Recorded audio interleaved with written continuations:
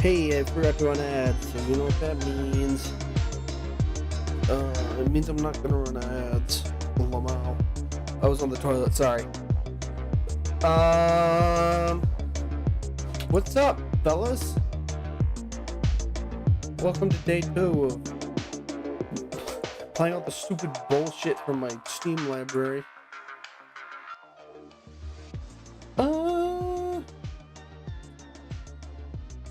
We're going in pretty blind on this one. It is called Along the Edge, and I know little to nothing about it. I don't even know why I own it. Some of these my brother bought for me. I have never bought any Humble Bundles, so I don't have a bunch of random shit. So I can't use that as an excuse, unfortunately, but I'm gonna launch it. And we're gonna hope for the best here. Boo, it's me. Stupid dog, I'm fucking balling. I'm gonna hope and pray this is not porn. I don't know why it would be, but you never know. You never know. It sure looks pretty. And there's an ad for their next game. I bet it is. I bet it's porn. It always is. I made you wait long enough. Hold on, let me rearrange my cord situation here. Excuse me. Yeah, fuck it. Let's just get right into it. Along the Edge is an interactive graphic novel. During your adventure, you'll be asked to make choices that will define how your story progresses. Some of these choices will have direct consequences, forking the story in one direction or another. It's a Telltale game? Uh-oh. Okay, I just spread water across my entire desk, and I did it again. That's cool. I just wanted to get my hands a little wet. However, each of your decisions, even the most insignificant, will have an impact on the personality of the main character, Daphne. Not Daphne. That says Daphne. I'm wiping up the water on my desk 1 second. When one of your decisions influences Daphne's personality, one of or two symbols light up at the top of the screen. The star. The globe. I'm balling. Hold on, I'm turn desktop audio back up. There we go. The moon. In Along the Edge, your decisions are neither good nor bad. You want to bet? However, the sum of your choices will always lead to different scenarios. It's impossible to lose in Along the Edge. The branching of the story opens different narrative hypotheses, shaping your adventure according to your choices. Okay, man, just say it's a story-driven game. You don't have to get up your ass about it. Oh boy, that's a lot of reading. Dr. Durant. So you're determined then? Yes, I think I need a fresh start. This inheritance is the perfect opportunity to finally turn the page. I know you've convinced yourself of that, but are you sure you really know what you wish to achieve with this move? After all, you recently went through a major trauma, and there's still a lot of ground to cover. Between you and me, you know what I think of your decision, but I can't prevent you from leaving. Have you found a job there yet? Yes, I have, substituting for a math teacher at the village middle school. A maternity leave, 6 months. That should give me enough time to get my bearings. Kevin Durant, don't you mind giving up your PhD? Your research career is quite promising.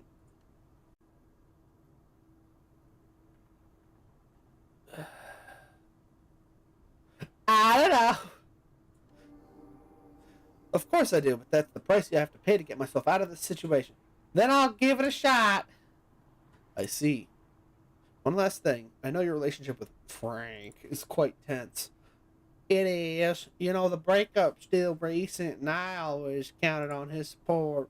After so many years together, I need time. I suppose you're aware that you're about to break your all ties.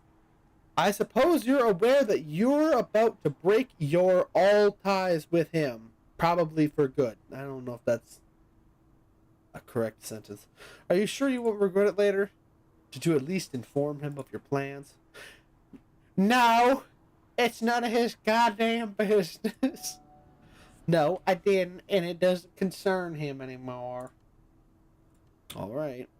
Listen, Daphne, you've got my number. Please don't be afraid to call me if you feel the need. I'm counting on you. Okay. Then I suppose all I can do is wish you the best. When are you leaving? Right now. The art's fun. Also, I reserve the right to skip a game if it starts putting me to sleep, by the way. I'm leaving tomorrow. I've inherited the family house. My grandmother's. I didn't know her, and now I never will. My mother had cut all her ties with that side of the family, the only side since I never knew who my father was. I remember the birthday cards, though. My mother had hidden them between 2 piles of laundry in the linen closet. If the bond was broken, it wasn't my grandma's fault. And here I am, 10 years later, inheriting a big house 300 miles away, when I too have severed all contact with my own mother. That's what they call karma, isn't it? The other PhD students asked me to meet them at a bar. I could also go see Frank to say goodbye. I told Dr. Durant that I didn't want to tell him I was leaving, but this is my last chance to do things right. Am I really sure of my choice? Of course, I could also just go home. What should I do? Go to the bar? I went to the bar to meet the other students. I didn't have the heart to refuse.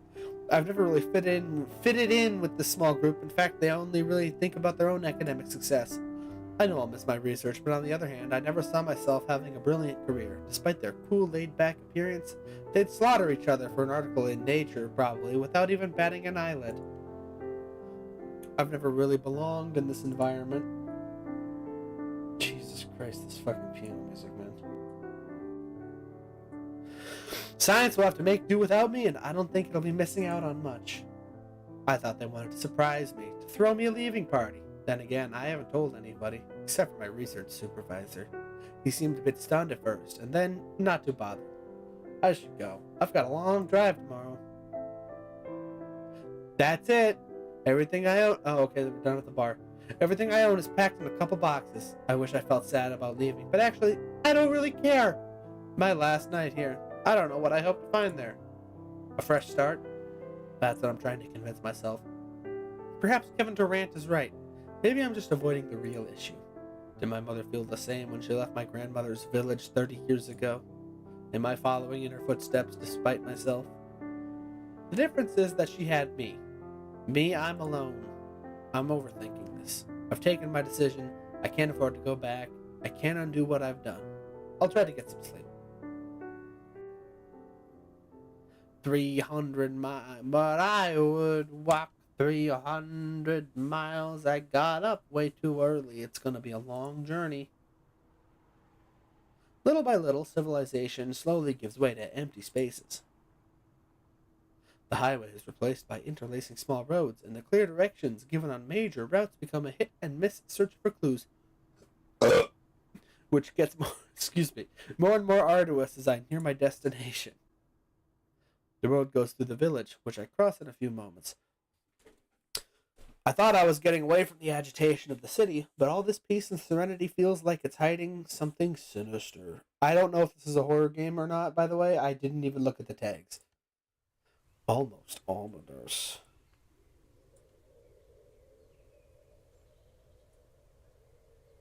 After a couple miles, I turn onto a dirt track, overrun with weed. I go through the gates, marking the limits of the family domain. Then on the right, I see a small stone house. That must be the lodge where the wardens, a couple, live. The wardens? Is that their name, or are they actual wardens? It was specified in the estate accounts the notary made me sign. I decided to leave the car there. I don't feel like driving all the way back in reverse if the track turns out to be a dead end. Good Lord! Walking it a bit further, I see a man coming toward me. He's carrying a rifle and holds a dead rabbit by the ears. Mr. Bourdain. Hello, miss. You're on private property. Did you take a wrong turn? Pow! Hello, I'm looking for the Delatour family domain. Am I in the right place? Oh, you're not lost then. You're not lost then. Why are you here? I'm Daphne Adelaide's granddaughter. Gerard Bourdain. I'm the warden. Nobody told me you were coming.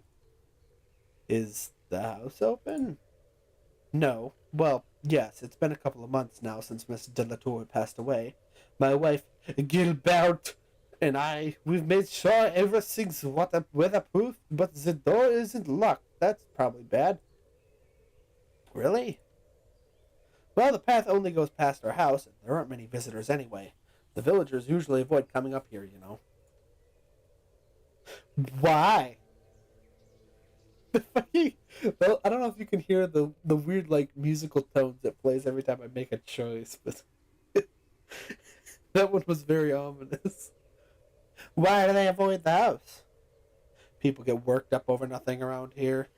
An old lady living alone in a big house who doesn't go out much. That's enough to make them talk. Thank you. I'll be in the house if you're looking for me. I'll send you my wife, Gilbert. For free? She'll help you open the shutters. Just follow the path. It's not very far and you can't get lost. Send me your wife, chat. Alright, goodbye, Mr. Bourdain. Have a nice day. About 100 yards further on the path, in the wood's ends, I see the house, standing in a kind of clearing. Although several generations of Delatours have lived here, for me, this is the first time I've seen the estate. The building is impressive, with the tower at the center of the facade, the last vestige of an earlier castle, and surely the origin of my family name. As promised, the door isn't locked and opens onto an entrance hall plunged in darkness. As I cross the threshold, the chill of the old stones strikes me, slicing the searing heat of the midday sun shining over the garden. Despite the gloom, I can make out the edges of the room, intimidating in its vastness, which makes a change from the tiny city apartments I'm used to. I'm struggling to open one of the windows to let light in when a voice from the entrance startles me.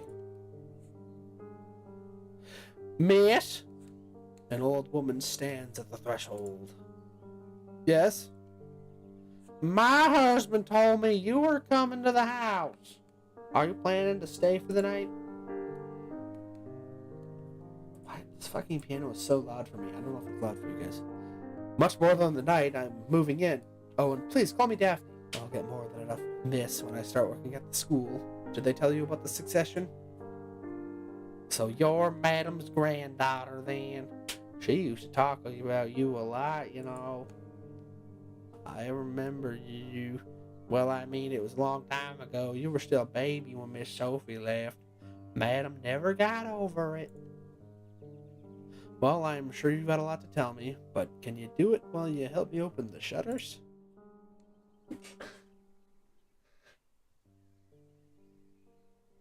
They're probably supposed to be French. Oh, of course, I'm sorry. So are you moving into the castle? You're gonna work the village school, aren't you? Just Metal Gear Solid Codec calling game? Yeah, this is it's a story choice game. It's gonna be a lot of reading. If you want to just put me on in the background, I understand. Yes, I'm a math teacher. I'm going to teach there. Well, at least for the next 6 months as a substitute. So tell me, how do you want to do this? Critical role. I mean, I know you've been working for my grandmother, but I'm not sure I can afford your services. If you see what I mean. Bow, bow, bow, bow. The inheritance barely left me enough to cover the cost of the house for a couple of years. Also, hello, Watcher. Oh, don't worry. Gerard and I retired 2 years ago, but Madam didn't forget us in her will. That bitch put her neighbors in the will? She was kind enough to leave us the lodge to live out our days. We'll help for as long as we're able, my husband and I. We done this all our life. Hard work doesn't scare us. Anyway, we'd be bored with nothing to do all day. Okay. That's great news. Free labor. Why did the moon light up? Is that good or bad? Without help, I don't know how I'd manage to get everything done in such a big house. And we'll be happy to give you a hand. Would you like me to get you some groceries from the market tomorrow? I used to do it for Madam. She didn't go out too much, not after Miss Sophie left. No, don't worry, I'll go. It'll give me a chance to check the village out. Miss Bartine helps me put clean shits on my bed. The window is now wide open, let out the musty air while ushering in the golden light of the summer evening's setting sun. Then she leaves me alone for my first night in my new home. I kind of feel a little bad doing 2 reading streams back to back, because this is going to be nothing but reading, and tomorrow I'm reading Bionicle books. So it's a little unfortunate, but whatever.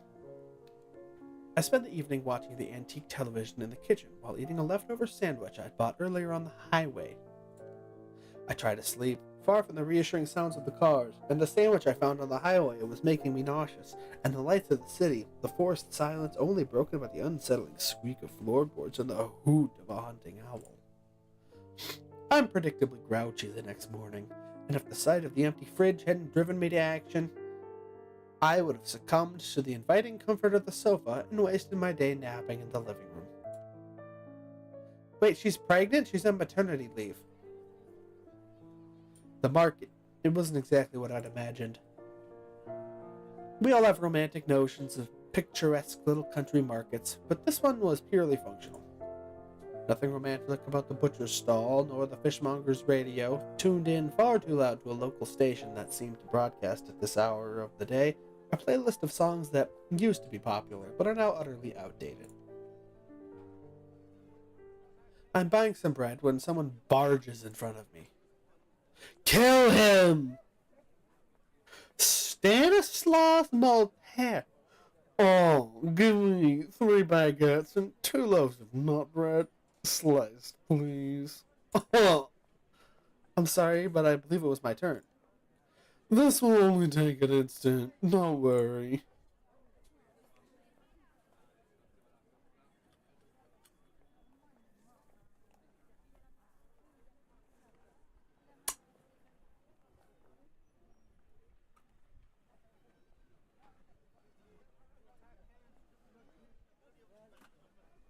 Bitch, who do you think you are? You're not from around here, are you? What does that have to do with anything? Listen, miss, you really ought to educate yourself before you start making a scene. It's kind of embarrassing. See, I'm done already. It didn't take that long. Have a nice day. The man slips the bill into the banker's hand before disappearing down the street. Seriously, who was that guy? You're not from around here, are you? He's Maltaire's son. His family owns a sawmill that employs half the town, and the other half are all in business with him, one way or another. Does that give him the right to behave like that? You shouldn't cross the Maltaires, you know. They've been in town for generations, and people say all sorts of things about them. What kind of things? Strange accidents, businesses suddenly going bankrupt. People are pretty superstitious here.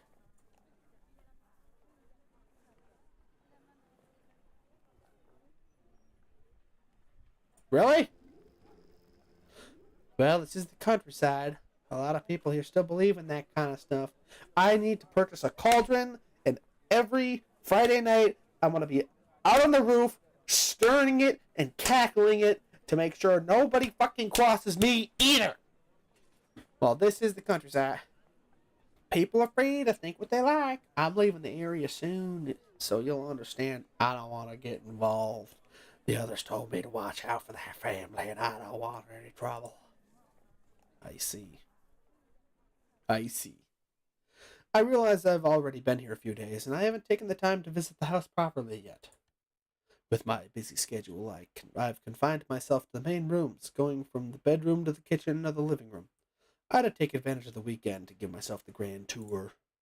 Maybe I'll learn more about my grandmother and this family that I know so little about. I could try asking Miss Bortine a few questions, too. Up till now, she's been very evasive. If I go see her outside her work hours, she might be more inclined to answer me.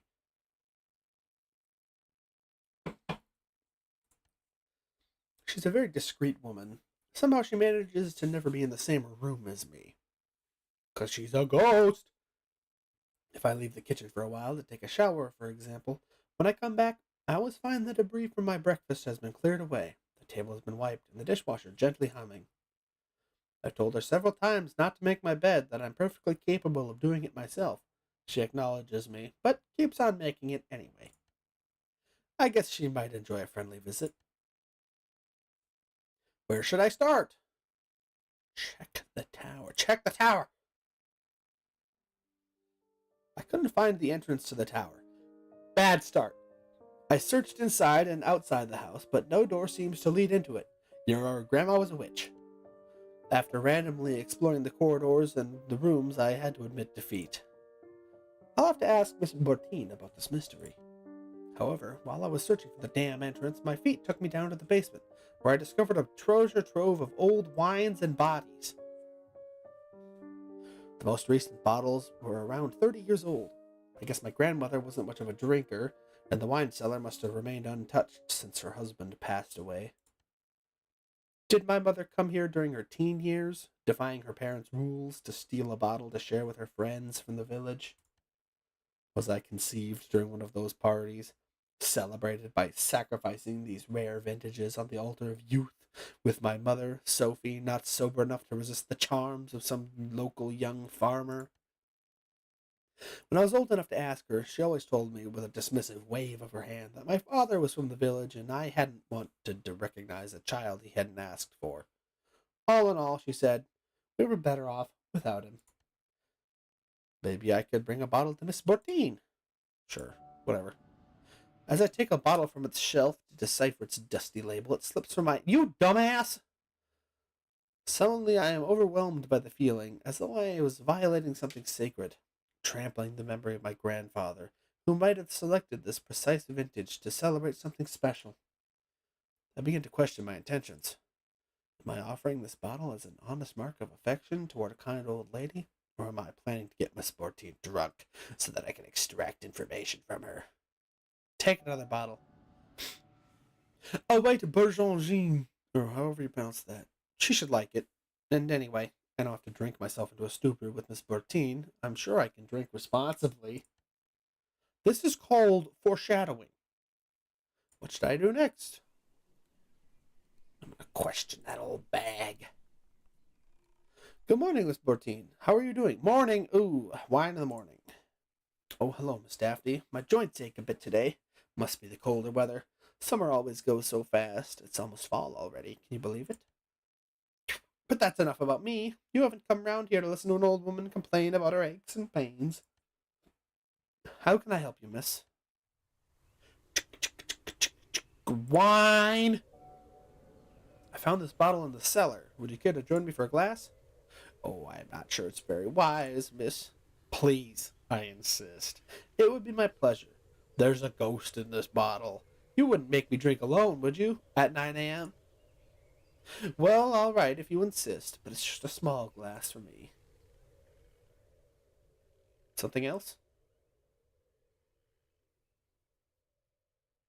Tell me... Do I just go straight for the tower? Yes. I couldn't find the entrance of the tower. Do you know how to get inside? Well, I couldn't say, miss. No, I couldn't tell you how to get in if my life depended on it. Gun to your head! What if your life did depend on it? Madam, your grandmother said that it had been walled up and that we were better off not knowing what was inside. She killed her husband.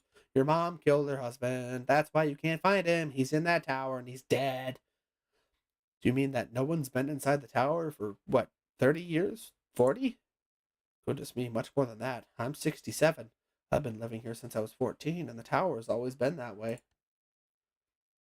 So, nobody knows what's in the tower. But surely you must have some idea, don't you? You've been listening to the stories those idiots in the village tell. Witchcraft, witches, and such like. Don't you listen to them. Your grandmother was a great woman. A great woman! When she cast lightning bolt on the town crier, I clapped. What do you mean? What stories of witchcraft? Oh, dearie me, I'm running my mouth off, as they say. It's the wine talking. But I've already said too much. Please, let's just forget it. Something else. How about another drink? Tell me what it was like in the old days, before my mom left, I mean. The end was already in sight when your mother left, if I may say so, miss. There were only your grandmother, Madame Adelaide, and Miss Sophie living there. Your grandfather died when your mother was still a little girl, allegedly.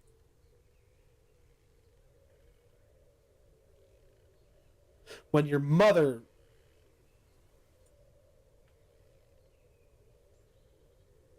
Grandfather died when your mother... Okay. Your grandma killed her husband and stuffed him in that tower. An illness took him without warning. Sure. But back when I arrived here, things were different. There were lots of people living in castles. Cousins, uncles, aunts, and a whole gaggle of wizards. So what happened? I don't really know. It just happened. There were unexplained deaths, accidents, demons. Some of them left the area and we never heard from them again. Everything started to go downhill when the Malters bought the sawmill.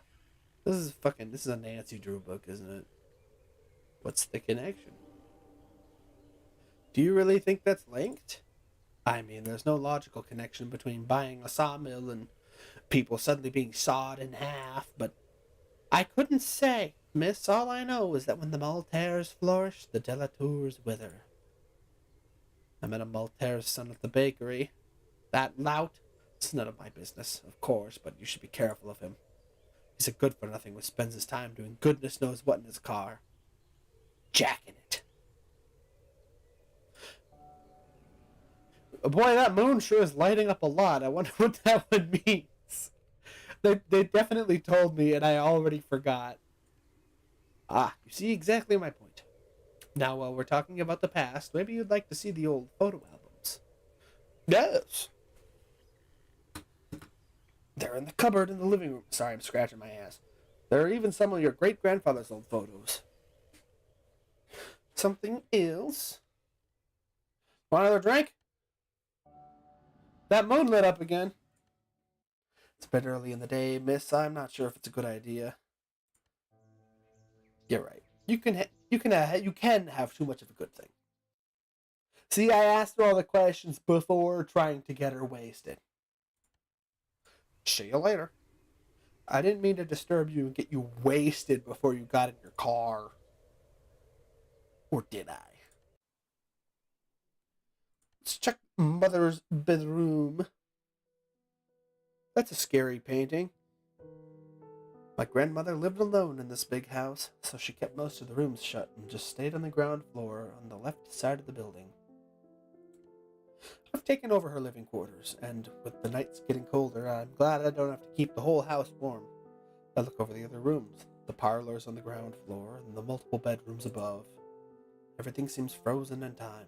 The furniture is covered with white linen sheets, perhaps waiting for better days to return. Like the days before Adelaide was a widow, when my mother still lived under her roof. Hold on, it's fucking cold in my room.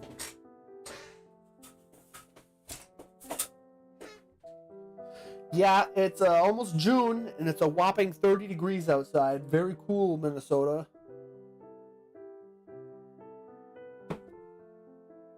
I might go get water in a minute.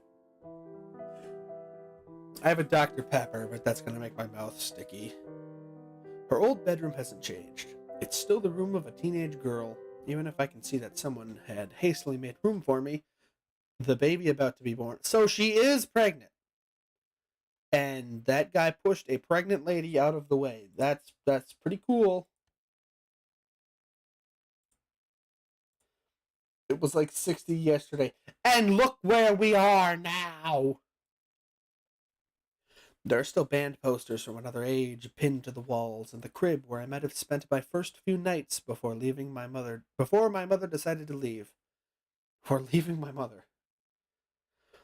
But there aren't any tiny white linen sheets to protect the furniture in this room. It was 80. I can't fucking read. Look, it's still cold. I need an excuse to put the box fan in my window. Looks as though it had been cleaned up very recently. What should I do next? Any pictures of ghouls? I found the photos where Miss Portine had told me they would be, and I discovered that my great-grandfather had had an earlier passion for the dark room and that his photographs from the last century had survived time. Is the dark room in the tower? Is he taking ghost photos? The family was larger then, with a swarm of children in the gardens and large tables at the holiday gatherings. If only they all hadn't been lost to that fateful game of lawn darts.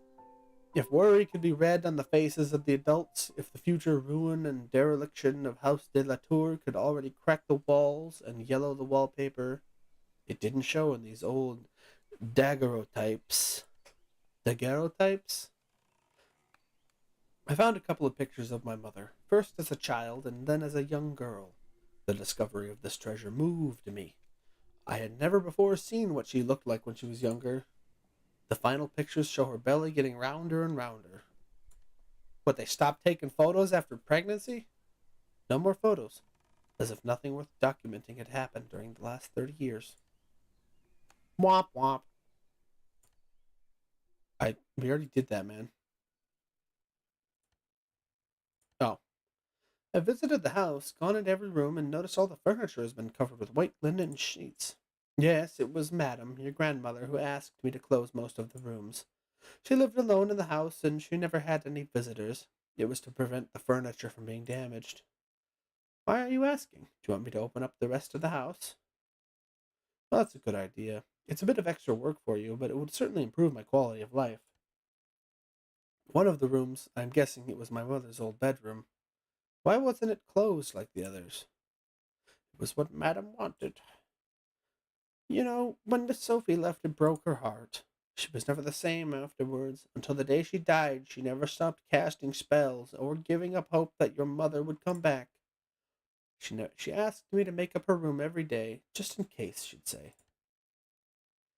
She would have been delighted to meet you. Such a pretty young lady as you are. Too bad she's dead. Or is she? Oh, I'm sorry, I'm rambling. Must be the little pick-me-up you brought me. Okay, so the wine did carry over. Interesting. The conversation with Miss Bertine aroused me and my curiosity. The tower, the village, the Maltaires, and I'd thought my relocation would lead to a life of austerity and isolation. I have to admit that what's going on in the village is far more intriguing than I'd anticipated. Unfortunately, the realities of everyday life catch up with me before I have time to look into it. I'm obliged to spend the last days of August preparing for my classes at the middle school, and I hadn't realized how much work that would involve. School English teachers don't get pregnant challenge, very hard. You are reinforcing stereotypes, Daphne. So I spend most of my time shut up in the house, buried in the textbooks for all the new classes I've been given. Oh God, you're teaching the shadow children! Then the first day of school arrived, and I quickly found my bearings in my new job. I'd never have believed that I'd get so much satisfaction and pleasure from teaching mathematics. And I was right. So I quickly got into a routine, and the days began to pass me like trains. Chapter 2. How many chapters are there? I've decided to take advantage of the weekend and go back to the market. I'm gonna kill that Maltier boy if I see him. I'm sure someone will finally agree to tell me more than the tidbits I've managed to gather up to now. Especially about the Maltier family, who seems to fascinate half the village and terrify the other half. I should start with the baker. If she hasn't finished her season already, she can't be far off. She wouldn't be taking much of a risk sharing some gossip with me, seeing as she's leaving until next summer. I see Gerard Bortine on the other side of the square. Where? He's talking to someone. A tall man with a self-possessed air. I think that's him. I could go over so that he has to introduce me, but the bakery is about to close and I might not get another chance to question Miss Bouchard. Questioning the bakery lady seems kind of rude. Good heavens. Evis? How to pronounce this? Eve. It's pronounced Eve? Eve. Eve Maltaire. Ew. So you've reopened the house. Is someone living up there? Look, Mr. Maltaire, with all due respect, that's none of your business. Hello, Mr. Bortine. How are you doing? There's treasure in my house, I bet. They want it. The Maltaires want my treasure. They want my family gold. Oh, hello, miss. What a nice surprise. Let me introduce you to our mayor, Yves Maltaire. Hello, Mr. Maltaire. Pleased to meet you. I'm Daphne de la Tour. Daphne de la Tour. So you must be Sophie's daughter. I didn't know she had any children. Oh, that's not surprising. My mom left the village right after I was born. After thinking it over, Yves Maltaire looks me over from head to toe, distrust and disdain in his eyes, dis and dat. I admit it makes me quite uncomfortable.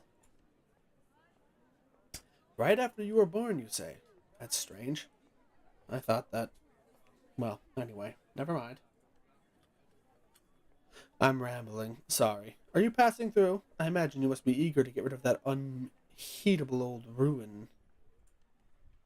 No, not at all. I'm staying for at least the next 6 months. I'm working as a substitute at the middle school. Oh. Well, well. So how do you like our little village? It's not exactly Paris, London, or New York, but we do our best to make people welcome. He sounds like he'd sort of have a thing like this. Just his little smirk made me think that. If you need anything, you know where to find me. I don't actually. He nudges me jovially with his elbow. It's got Town Hall written above. Oh. Goodbye, young lady. Gerard, always good to see you. So that's the famous Mr. Maltaire. Yes, it is. You should be careful of him. Everyone seems to be scared of them. Why? They have a reputation, and it's them who call the shots around here. Not only does half the town work in their sawmill, but Mr. Maltaire's the mayor, too. It's been like that for generations. This is like how Jack Links took over that town in Wisconsin. If Jack Links was a guy and not a scary company that definitely doesn't grind up the homeless into meat sticks. That's not a legally actionable claim. Things are gonna change around here. It's always been bad blood between the Maltaires and the Delateurs. Things are gonna change, like I'm going to improve relations? Is that lore that I don't know about? Yeah, Minong. Minong, Wisconsin is basically owned by Jack Links. They like employ everybody because it's a small town, but they built that fucking factory in there, and everything is like the Jack Links baseball stadium, the Jack Links library, Jack Links City. Minong, Wisconsin. The original Jack Links facility is there. I didn't know that. No wonder they took over. What if we hung out at the gated community in Minong and ate Jack Links? Sorry, I'm adjusting my chair.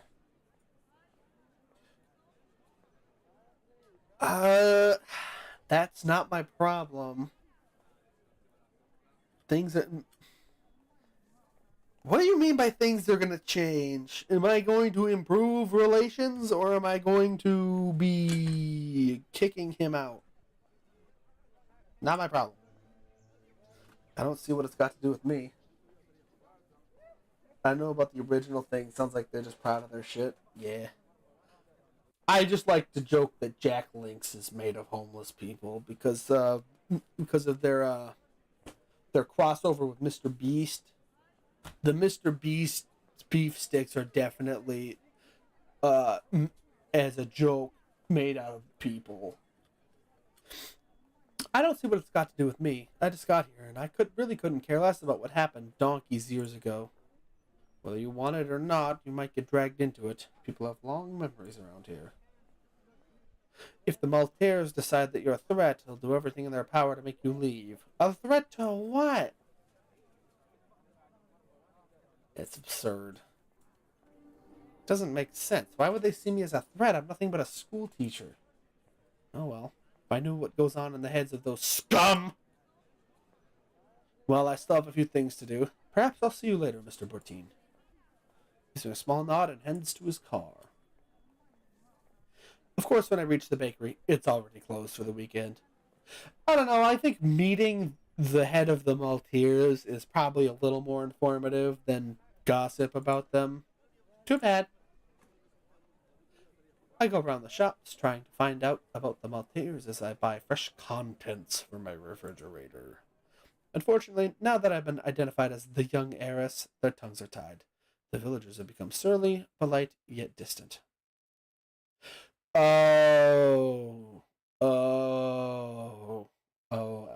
Okay. The Maltairs know who I am now because I introduced myself, and now nobody wants to talk to me. I see. Oops! As I carry my groceries to the car, it begins to rain. The Maltairs did this! And it doesn't stop for the whole weekend and the beginning of next week. That kid's looking right into the camera. He's evil. I'm at school, teaching geometry to my 6th grade class when the weather finally grants us a glimpse of the sun. But the respite is short-lived when a bit later, I discover a summons to the principal's office in my locker. Even though I am now on the other side of the fence and I no longer risk a detention, I admit it worries me a little, adding a sense of menace to this otherwise radiant September day. When I venture into the principal's office, I discover Mr. Chestanet, the principal, in a heated debate with someone who I guess is the irate mother of one of my pupils. The poor man is ashen. He cowers behind his desk, and he's so hunched up in his big leather chair it's as if he's melting under the upholstery. John Chestanet, please, Mrs. Levique, you must admit that your demands are most unusual, to say the least. Don't forget that Miss de la Tour is only here for 6 months. Everything will go back to normal when Miss Dupuy comes back. Ah, here she comes. Mr. Chestnut fixes me with an imploring gaze as if I was his only hope of salvation. Did you want to see me? Yes, please, take a seat. Let me introduce you to Miss Levick, Jean-Baptiste's mother. Jesus Christ. I already hate this woman. If you name your fucking child Jean-Baptiste, it's one of your 6th grade students. That's a ghoul! Hello, Miss Levick. It's nice to meet you. I'm Daphne de la Tour, Miss Dupuy's substitute. I'm really very satisfied with your son's work, and he's an excellent student. Are you kidding me? You must realize I'm not here to come up my son's math skills. Look, Mr. Chestnut, I'm not going to exchange words with this outsider. Anyway, we had an agreement, you and I hope you'll keep to your word. Jean-Baptiste's mother glares at me coldly. I'm gonna fail your son. I hear the director mutter in his beard.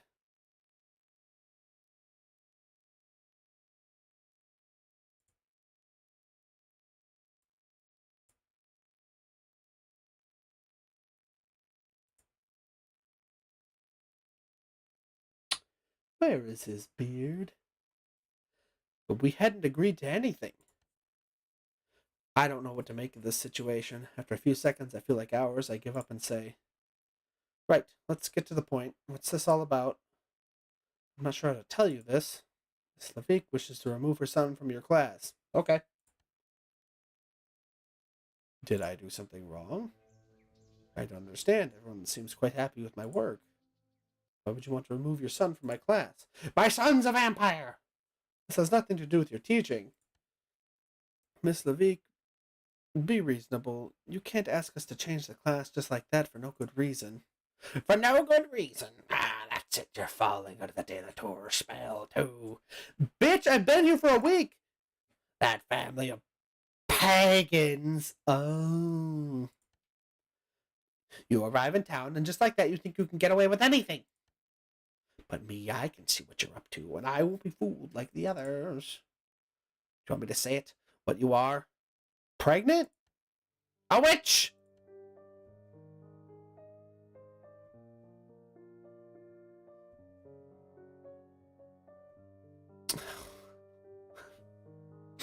I could. Ooh. Okay, she's not gonna respond well to that. She's not gonna respond well to that. Fuck you.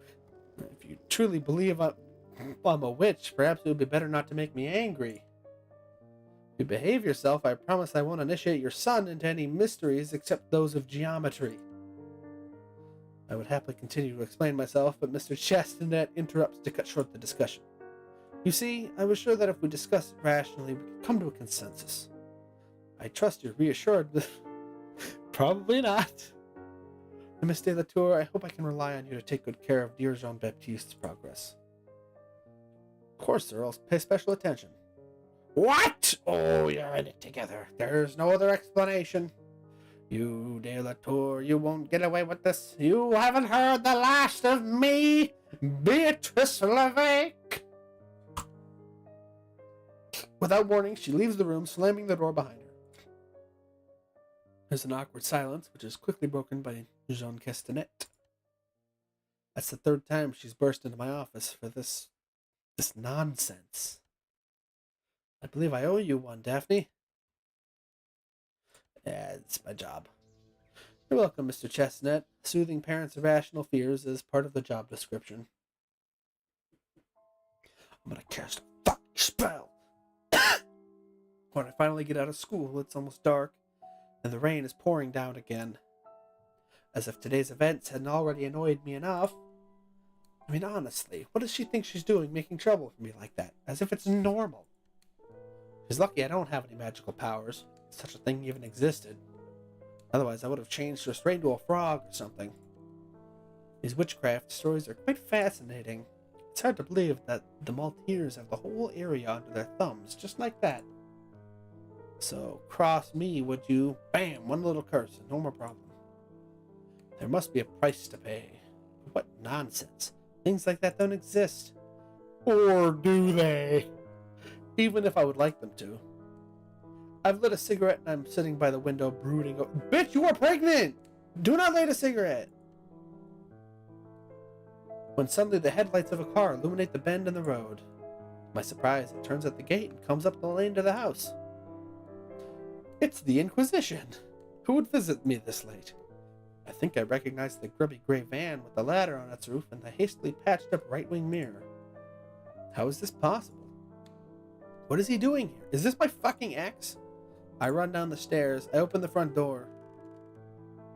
Frank! There he is, my ex-lover at the door, drenched by the relentless rain. My heart sinks at the thought of seeing him, talking to him once again, just when I'd resigned myself to the fact that he was a remnant of the past. First happy, then not so much. How did he know? How did he find me?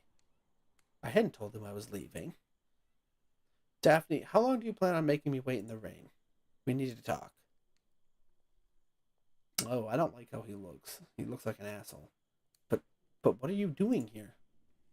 Frank stands in the hall watching me, clearly annoyed. I'm fine, thanks for asking. I know we broke up, but didn't it even cross your mind to call me and let me know that you were moving to the other side of the country? I mean, what do you mean? Come on, explain. Fuck you, it's none of your business. It's got nothing to do with you. You said it yourself, we broke up. Alright, then tell me why you're still getting your mail. Tell me why I'm still getting your mail. My mail? Yes, a letter from your mother. I know your relationship's difficult, so I figured it's probably important. Okay, well, that's nice of him. And then I had to track you down, which wasn't exactly child's play. It would have been easier if you'd left me your new address. Since I'm between jobs, I thought I'd take a few days off.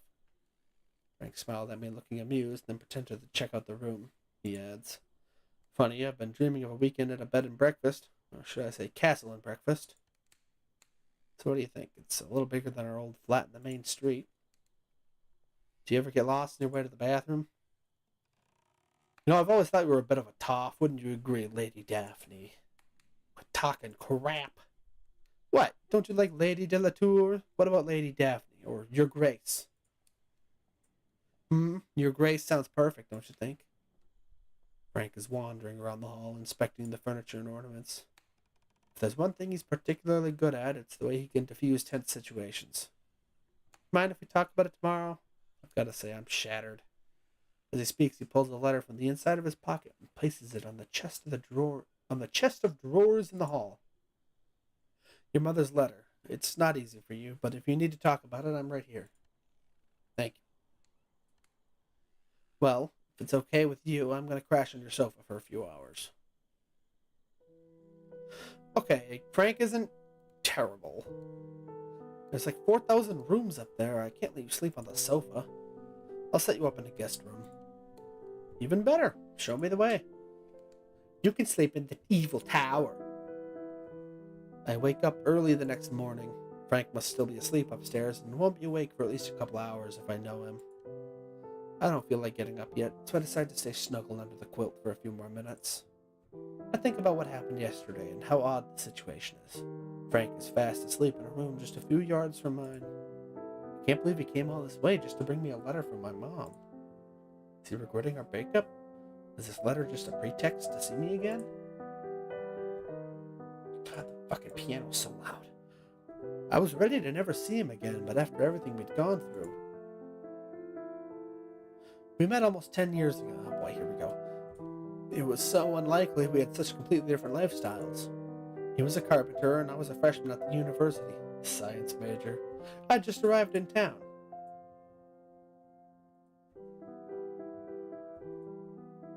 I still don't know why I was invited. I don't know why I went either.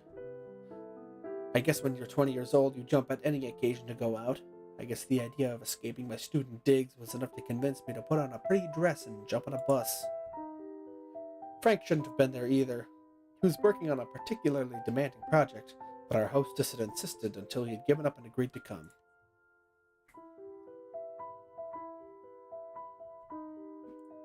You aren't enemy of Christ get banned.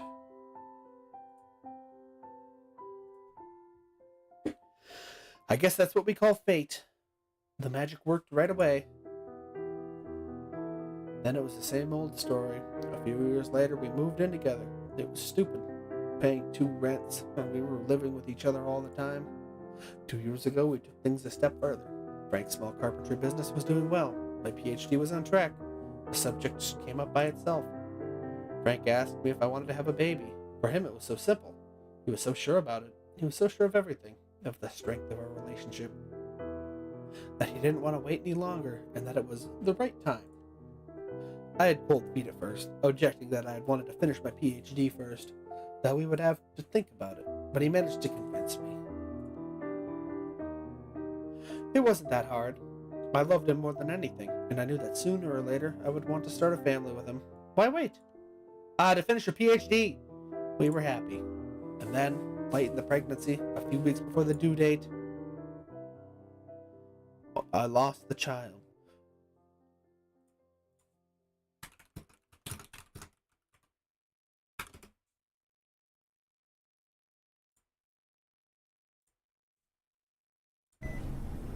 What do you mean you lost the baby?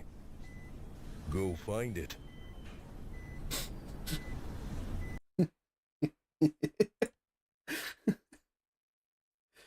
It made me keep the lifeless thing in my belly for days until the doctors decided to induce labor. They didn't understand what had gone wrong. The witches! Frank stayed with me at every step. He held my hand as I expelled death from my womb. Yeah. The doctor refused to let me see the baby, objecting that I was too fragile to handle it, but I saw Frank's eyes when they pulled the motionless, silent corpse out of me. That's fucked up. I clung to him as much as I could, but there was a chasm in my chest. I didn't want to admit it to myself, but I knew something was irrevocably broken. Frank decided to incinerate the body and scatter the ashes. You gave birth to the Antichrist!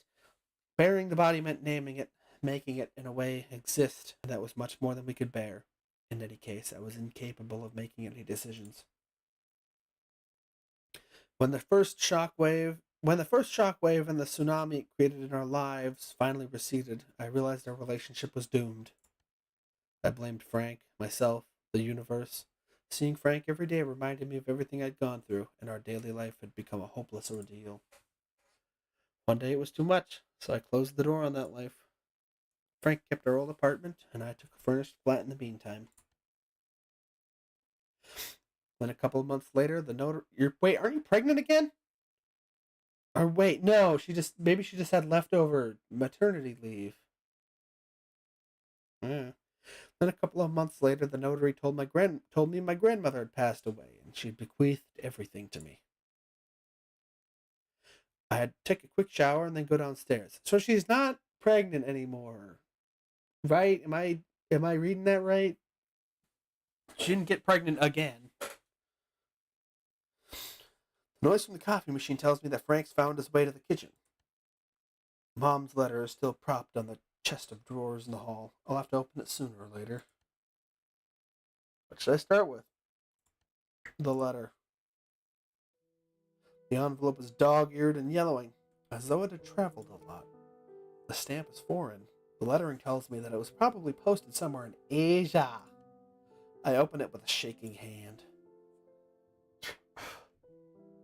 It's the first news I've had from her for years. It's been, 5 years? 6 years?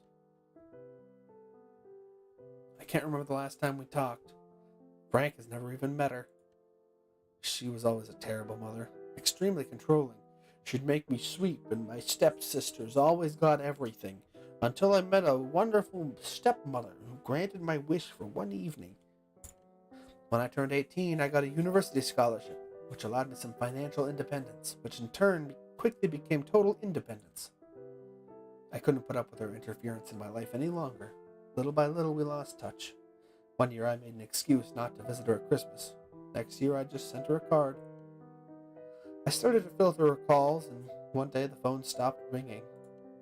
The bond was broken, and years have passed without me noticing her absence. When I tried to contact her, she had disappeared without leaving an address. I must admit it, I didn't try very hard to track her down. And then now, out of nowhere, she comes back into my life with this letter.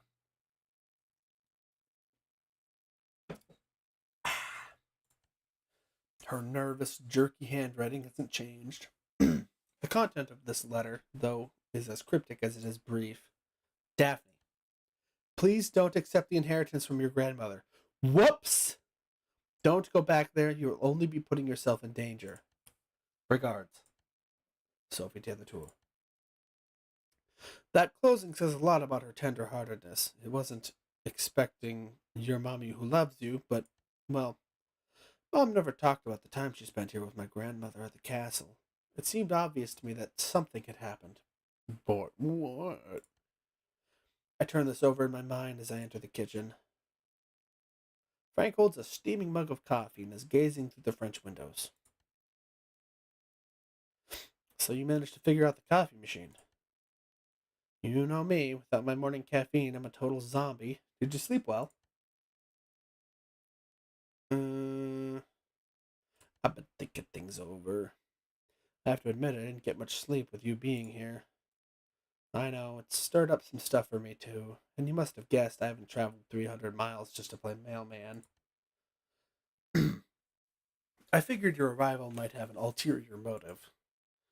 I think you know exactly why I'm here, so I'm just gonna ask you straight out. What do you think, Daphne?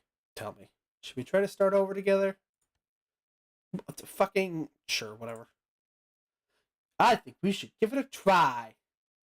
That's what I was thinking too, but now that I'm here, I'm not that sure anymore. It's gonna take some time. To my astonishment, his face relaxes all at once. He grins at me and changes the subject. I need water. My throat's getting hoarse.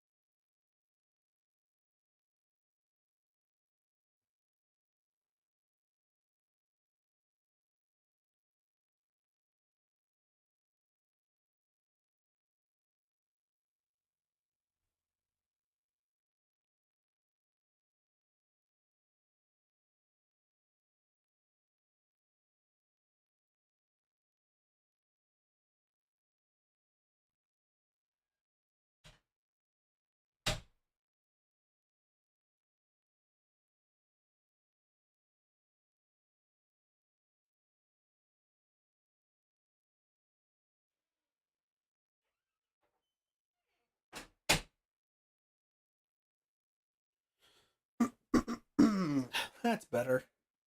A little better. You gotta read with your whole diaphragm. So seriously, what have you been doing here all this time? I tell him about my life and everything that's happened since I arrived. The Bortines, the Moltaires, the tower with no entrance, and all that crazy stuff. I mentioned that now I'm a schoolteacher. I also tell him about my mom's letter. He's not sure what to make of it either.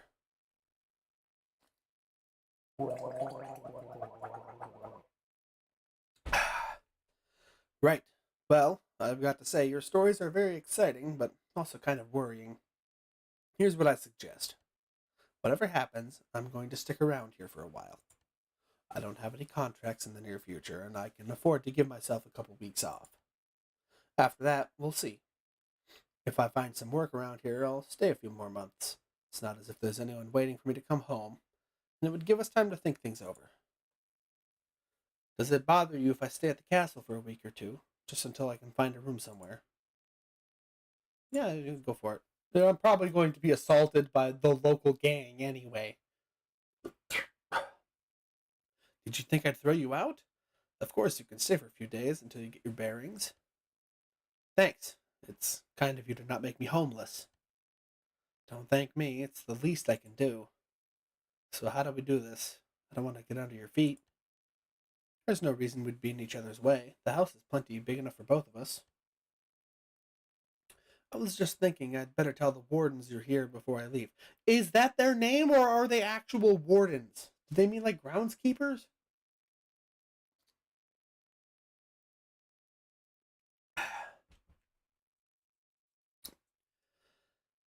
Well, we don't want Mr. Bortine to shoot you like a rabbit if he sees you hanging around the house. That's very reassuring. Don't be silly. They're very nice, you'll see. I've really got to get going. Enjoy your day. You too. I try to put my thoughts in order as I drive to school. There's quite a lot to digest. The day flies by fast as an arrow. With everything that's happened since yesterday, I'm having trouble keeping my mind on my work. When I get back to the castle, there's light and movement. Even if it's only temporary, I'm glad to not be alone for a while. It makes a nice change from my last few weeks of solitude.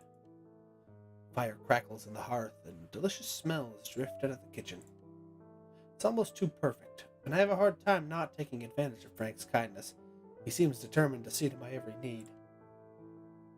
Still, he manages to keep out of my way. We eat our meals together, but otherwise, we get on with our own business in different parts of the house. As promised, about 10 days later, he tells me he's found a small furnished flat in the village. He's moving in the next day. I'm sad to see him go, but I tell myself it's for the best. Days, then weeks go by, and I slip back into my routine of the school, the village, and the house. I'm walking in the forest. You're walking alone in the woods. Your phone is... I don't like that music. The leaves have begun to redden, and the trees are clad in bold colors of fall. It's getting late, but I'm too busy strolling along the path. I hadn't noticed, but night had begun to fall. I can see the castle at the end of the trail, but as I get closer, it seems to move away. I feel a presence behind me. Yo, is that a fucking Wendigo? Something deeply evil, ominous, almost sickening. Jesus Christ, what is happening? I begin to run. The house has disappeared completely, and I find myself in some kind of meadow. Sorry, no, it's not a Wendigo, it's a Lecher?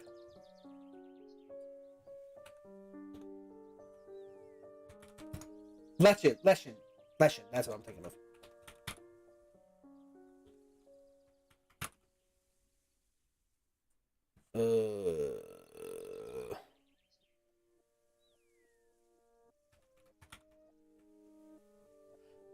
Leshen. I was just looking at sticks. There's something in the middle, something that softly reflects the moonlight. As I get closer, I discover it's an oval pool filled with silver liquid. The image reflected on the surface is me, but not me at the same time. The sensation of dissonance gets stronger as I draw nearer. Oh, boy! I can make out my facial features, but something has changed. I realize I'm dressed in all black. My hair has grown out, and I'm casting a spell.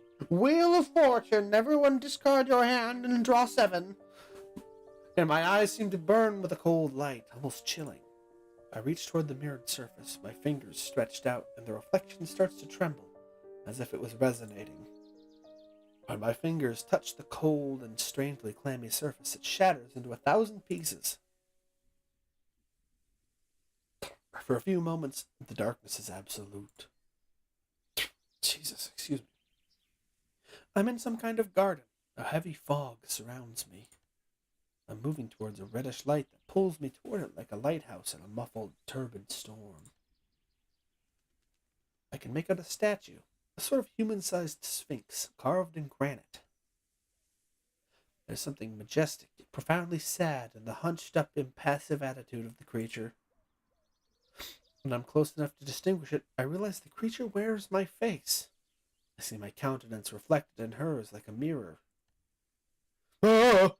Then her eyes come alive, and the imploring, helpless look seems to beg for mercy.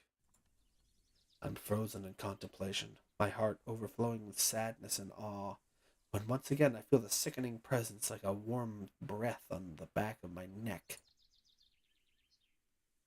I turn, struggling against the terror which invades me, and suddenly I'm falling endlessly. Darkness buries me. Darkness imprisoning me. I wake up with a jolt. Oh God, it's still happening. Oktoberfest. You think it'll end on Halloween? I'm barefoot in the grass. Before me, the black mass of the forest seems to invite me in. Who the fuck is that? I feel a hand on my arm. Miss, I heard a noise, so I came to check. Miss Portine is standing next to me, looking concerned. What am I doing here? What happened? A bad dream, miss. Just a bad dream. Come on, let's get you back to bed. I had a bad dream last night, too. I just wanted to add that. It's the forest, right? The Sphinx is calling me. You can't just say that. You can't lead with the Sphinx, Sophie. Miss Portine guides me back to my bedroom. I fall into a dreamless sleep.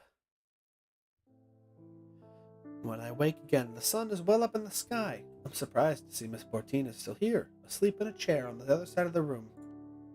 She's sleeping so peacefully, I almost feel guilty waking her up. Hey, can you get out of my room? Miss Portine? Oh, hello, Miss Daphne. I'm sorry, I must have dropped off. Dropped off? But what are you doing here? Oh, don't you remember? You gave us quite a fright last night. My Gerard heard you go out. He heard a noise and went to check what it was. When he saw it was you, he woke me up so I could take you back to bed. Why didn't he do it? We're used to it anyway. It used to happen to your grandmother quite often. Once or twice a month, we'd find her wandering in the garden, and we'd have to put her back to bed. Must be the moon. Must be your period. Well, yes, she always turned into a werewolf when the moon was full. You know what they say, don't you? About the full moon. For the future references, 14, let's just say I don't know what they say. I don't know. There's really no scientific proof that the moon influences behavior. Well, those scientists are always a step or two behind. Ever heard of vaccines? I speak from experience. The full moon always brings something with it. You have to be aware of full moon dreams. I had a strange dream last night. It's funny you should mention it. I did have a strange dream, actually. I was in the forest. I have yet to, No, actually, I have had them all light up. Never mind. I did have a strange dream, actually. I was in the forest. Then there was a mirror and a sphinx, and I called for a judge, and they said that I was casting my spell wrong. Did you know that it's part of your family's coat of arms? The Sphinx? Maybe you saw it there. Well, perhaps. The coat of arms? Yes, that's right. The blazon of the de la Tours. You should have a look. It's carved into the tower wall. A blazon with a tower and a sphinx, a bit like the one from the pyramids. Well, I'll take a look when I get the chance. Thanks. You're right, maybe I did see it there. Well, miss, if you don't need me anymore, I'll get back to the lodge. Gerard must be waiting for me to fix his lunch. That lazy bastard. Yes, of course, off you go. I know how to look after myself. So would they have not... I wonder if there was a way to not get picked up by them. If I shunned the Portines enough that they just never found me in the woods. In that case, have a good day, miss, and if you need anything at all, you just let me know. Miss Portine goes, leaving me alone with my questions. I tell myself that this might be the moment to call Dr. Kevin Durant. He said I could call him if I felt the need, and I'm afraid that time has come. I'm not so sure he can do anything for me, but you never know. He's just gonna call you schizophrenic and lock you in a room. I pick up the phone and dial his number. 911. Nice sweatshirt. Hello? Dr. Durant, it's Daphne de la Tour. Hello, Daphne. Why are you calling? Well, you told me I could. True, but you haven't been in touch since August, and now you're calling me on a Sunday morning. I'm guessing it must be important. Oh, I'm so sorry I didn't realize. I can call you back tomorrow if you prefer. No, you were right to call me. That's precisely why I gave you this number, and I'll be more tuned in now than I would between patients tomorrow.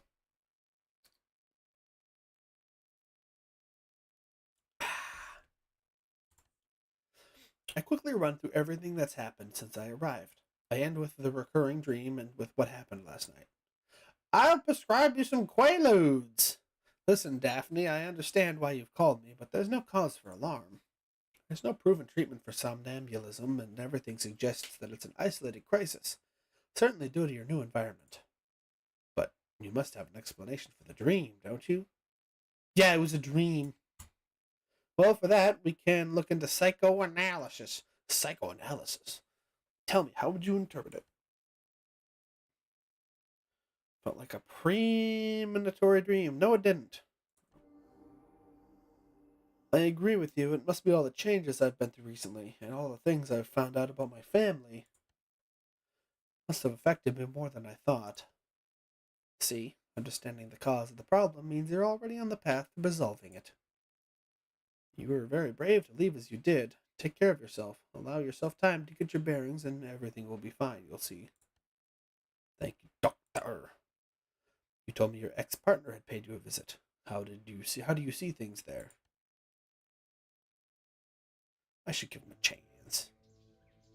I wonder if I wasn't wrong to throw away what we had. Surely our relationship deserves a chance. Listen, I'm just thinking purely from a numbers standpoint. I'm gonna need bodies when the demons show up, okay? We're gonna need to defend ourselves. Thinking things through before rushing into them is important, but don't hesitate too much. You've got a chance to pick up the pieces, as they say. Frank seems to have made it very clear, and you must know he didn't come all this way just to say hello. Anyway, if you do want to make it work, you'd better get on with it soon, because the chance might be smaller than you think. Very well, Doctor. So, you mentioned a young man, a Stanislaus? Did I?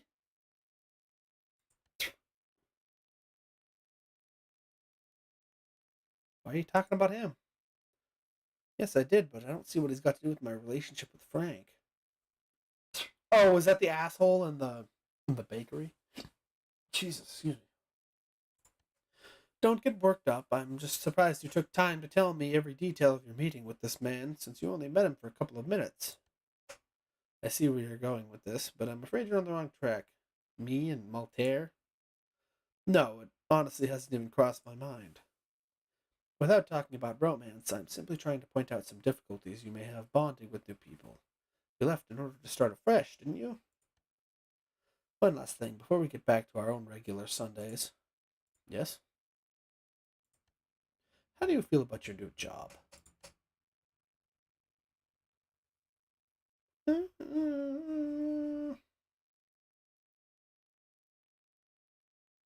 mean, it pays the bills.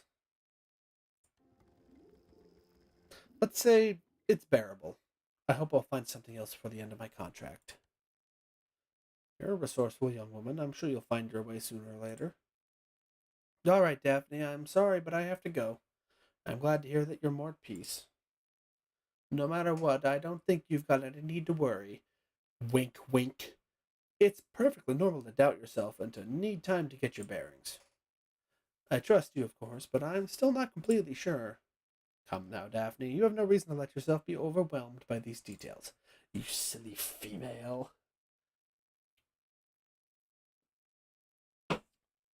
As for your sleepwalking episode, be alert, but don't be alarmed. Here, Quaaludes. You told me about the wardens living nearby. Perhaps you could ask them to be on their guard in case it happens again. Call me if you do ever feel yourself getting overwhelmed, and if needed, I'll refer you to a colleague in your area. He's a Maltaire. Okay. Oh, and unless it's an emergency, try to check the day of the week before you jump at the phone next time. Yes, of course, Doctor. I'll try to limit my sleepwalking to weekdays from now on. All right. We'll say no more about it. Have a good Sunday. Thanks, you too. Thankies. As I'm recovering from my night, lolling on the sofa with a good book and a cup of tea, I hear someone knocking. I'm surprised to find Frank, beaming at me on the porch and holding a bunch of flowers. Carnations! Your favorites. When I saw them at the market, I thought of you right away. He hands me the flowers as he steps inside. How about a coffee? Sure. Can never be too alert. Coffee and tea. We gotta cover every part of the planet. So how are things going? Do you like the village? Where'd you get that necklace? He follows me to the kitchen. I put the flowers in a vase and turn on the coffee machine. Well, I'm doing alright. I've got a couple jobs, including some big roof repairs. What's great around here is that people are so easy to work with. They're not constantly asking me to justify my decisions, and they don't have a harebrained notions about how I should do my job. Don't tell them you're dating me. You will lose all your business. And you, how are you doing? I chat for a while. In passing, I tell him about my eventful night. I still kind of enjoy his company. 1 hour and 2 coffees later, Frank finally decides to get to the point. You told me about your tower with no door. Do you remember? I've got to admit, I was pretty intrigued. Would you mind if I take a look? Not at all. Help yourself. I'm as intrigued as you are. I'm wondering what might be inside. In that case, I'll investigate and... No! No, you're gonna die if you do that. I don't know what's in there, but it's probably gonna eat you. You want me to check around for an old pipe? I think you ought to be properly equipped, don't you, Sherlock Holmes? Very funny. I'm sure I can resolve the mystery of the yellow room. You should go with him. Just, just for fun. He reappears late in the afternoon. Okay, he's alive. His coat covered in dust and his shoes covered in mud. So, from the look of your face, I'm guessing it wasn't elementary, my dear Watson. No, I have to admit defeat. Okay, we go in through a window. Get a ladder. So what are your conclusions? That there must be an entrance somewhere, but I couldn't find it. I tried to get in by the wall with the ladder. Oh, shit. But the arrow slits are too narrow and too deep. Fuck. I can't see anything, let alone get in unless I blow up the wall. Miss Bortine caught me doing my acrobatic act, so I took the chance to ask her a few questions. Apparently she's got no idea what's inside either. Told you so. When I suggested getting in by the roof, she immediately advised me against it. Apparently the roof hides another older stone ceiling. No way in that way either. And thinking about the kind of scaffolding I need to get up there, I think I'll take her word for it. Well, at least you tried. Sure, well, I'd better go. I've got a big day tomorrow. Thanks for the coffee.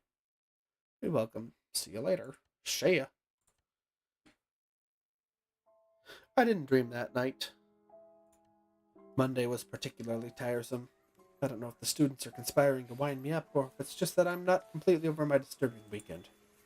To top it off, as I head to the school gates, I see Miss Levick glaring balefully at me as she waits for her son. I suppose she'll leap on the chance to give me an earful. After my long day, it's tempting to try to dodge her, even if it's not very professional. As I'm weighing up the pros and cons, I realize she's already striding toward me. Let her come! I'm bracing myself for an unpleasant 15 minutes when I feel a hand on my arm. Stanislas Maltaire. Ah, Miss de la Tour, I'm in luck. I just wanted a word with you. Stanislas Maltaire, holding a young child by the hand. Miss Levick immediately turns on her heels and goes back outside the gates.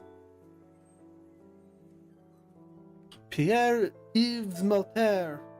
Uncle Stan, who's this lady? Well, Pierre, this pretty lady is Daphne de la Tour. She lives at the castle, and it's weird that you know that. At the witch's castle? You're not a witch, are you, miss? Do excuse him. As you can tell, he's not afraid to speak his mind. He takes after his uncle, I suppose. I crouched down to the child's height. Perhaps I'm a nice witch. Since I live in the witch's castle, I must be a witch, right? Yes. In that case, I must definitely be one. But perhaps I'm the nice kind of witch, don't you think? They exist, Uncle Satan? Nice witches? Of course they do. Miss de la Tour is a teacher at the middle school. She knows what she's witching about. I stand up and notice Stanislaus putting out his hand.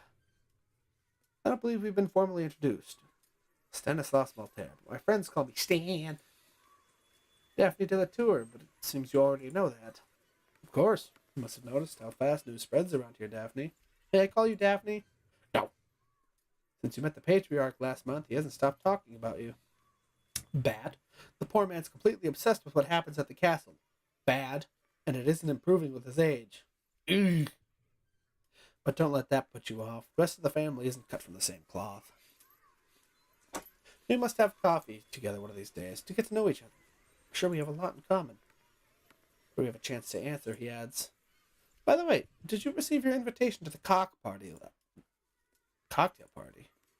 I do hope you'll come. My father makes me attend, but it's atrociously stuffy. Uncle Stan, can we go for my snacks? Yes, Pierre, in a minute. Well, Junior wants his snacks. We'd better go. Say goodbye to Daphne, Pierre. Hey, my name's Pierre Eves, not Junior. The child takes my hand. Will you come with us, Auntie? Don't do that. That's weird. I think he might have adopted you. Nuh-uh. Nah. Auntie Daphne has things to do. She can't come with us this time. Come on, let's go home. You're driving. For real? No. Daphne, it was lovely to meet you. See you soon. Within a few moments, Stan and Junior have disappeared in a sports car. And I'm left speechless on the sidewalk, trying to sort out what just happened. Okay, I was a little mean to him, perhaps. Okay. When I get back to the house, I discover I have mail. An elegant square envelope containing an invitation to a cocktail party. I guess that's what Stanislaus was talking about. Looks like I've been invited to the reopening of the Town Hall Gardens that have just been renovated. I bet all the cream of local society will be there, so it could be an excellent opportunity to learn more about the Maltaires. I could ask Frank to come with me, which I will, but I know this kind of social event isn't really his cup of tea. On the other hand, going on my own, ask Frank. I pick up the phone and ask Frank to come. Frank is very happy to hear from me. I don't need to persuade him very hard to convince him to come. D-Day. Jesus Christ, okay, we're already going. We're going right over. D-Day arrives fast. As I prepare for the evening, I'm confronted with a quandary. I can deduce from the elegance of the invitation card that proper attire is required, so I guess it's not jeans and shirt. I don't do anything remotely appropriate. I don't own anything remotely appropriate for this kind of occasion. After rummaging through the wardrobe in my mother's room, I find 2 dresses that might be suitable. Which? Also probably a witch. I just can't choose. Oh, but I can. The criteria of elegance, to be honest, I can't imagine my mother wearing this by choice. It's pale blue, a color that generally suits my complexion. The other option is a black strapless dress, short and tight-fitting. I can totally see my mother wearing this. It's exactly the kind of thing she would have worn for nights out. Unlike the blue one, it leaves very little to the imagination, between the bare shoulders and the length, or rather lack of length, of the skirt. Probably not that one. I might be a bit overdressed, but I think this is the most sensible option.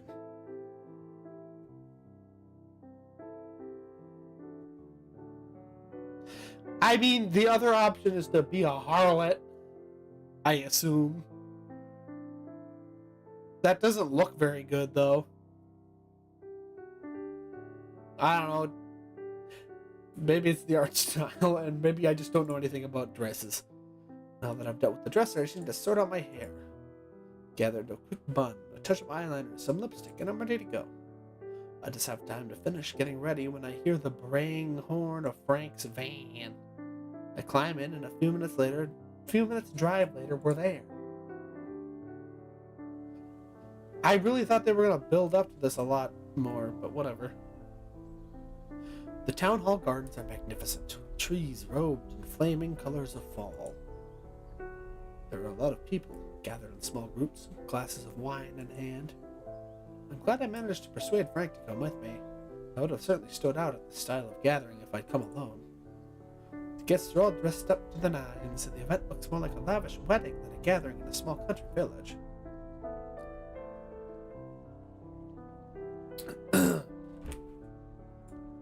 The Maltaires clearly didn't balk at the expense. Frank barely has time to get us a glass of champagne from the buffet before I'm approached by a large man in a black suit. It is, of course, Yves Maltier, who shakes my hand beaming.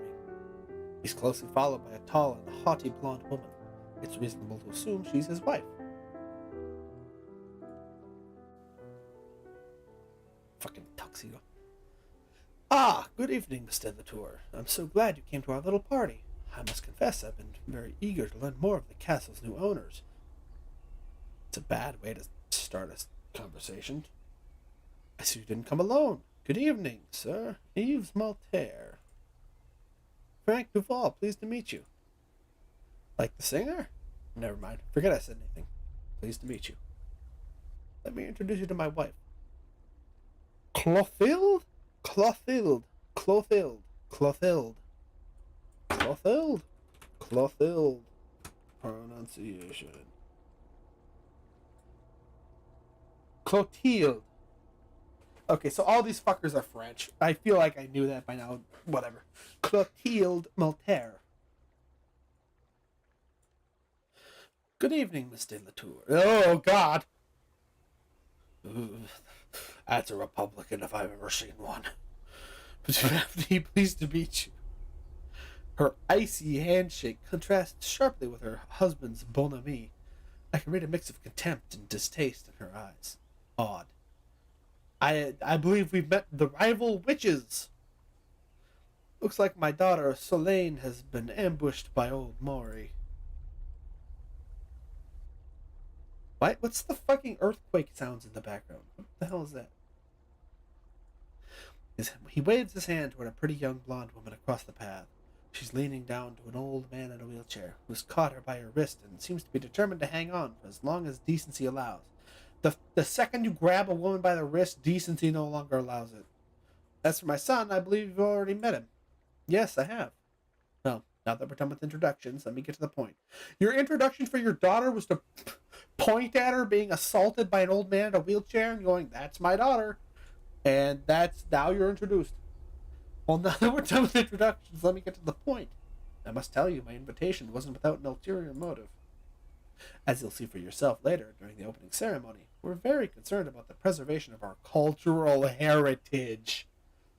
I don't like it when they start talking about the cultural heritage. They're gonna bust out the flags, the Union, the God, I forgot what they're fucking called. It's not the Union, it's the other one. And as you may have heard, our relations with your grandmother were, how could I put it, strained. Yes, I had heard that. I imagine your maintenance costs at the castle must be quite significant. If you would agree to open it up to visitors a few times a year, the town council may be able to help you out with some of those expenses. Thank you, but thanks, but no thanks.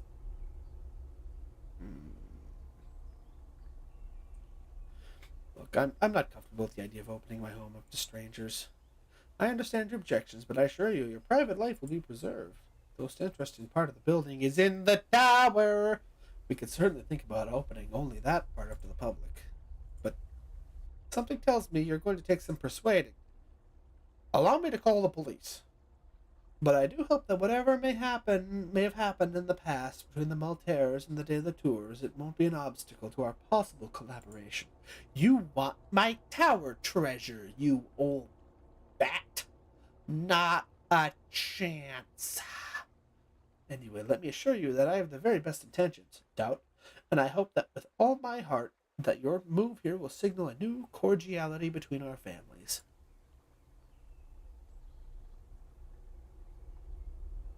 What do you know about the tower? I'm surprised the tower interests you so much. Perhaps you could tell me more about its history. I keep forgetting you're not from around here. Everyone in the village knows the legends. We tend to forget that not everybody knows our local history. The legends? Oh, local stories, the kind you find everywhere. I wouldn't wish to bore you with it. Let us just say the tower is in many ways the emblem of the village. And people would like to have it back. And by people, you mean you, right? You are people?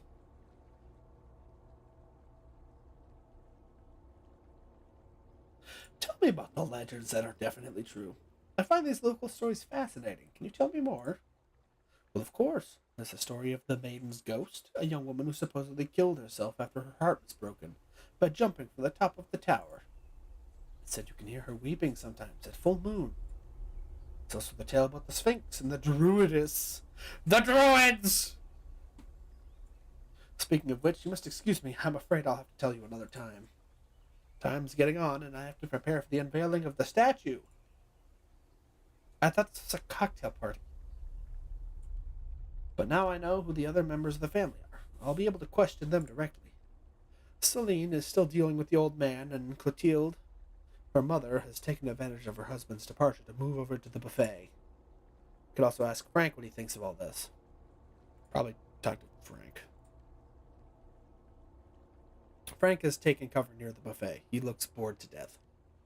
I feel slightly guilty that I've inflicted this ordeal on him. I know perfectly well he hates this kind of occasion.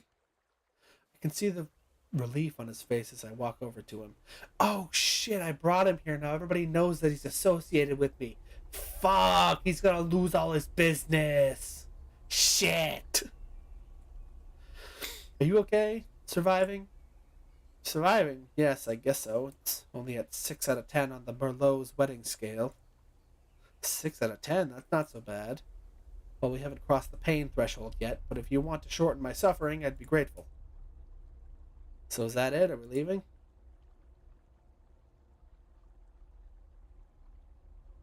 I could send him away, but I'd really rather not. Sorry, but I've still got things to do. Okay.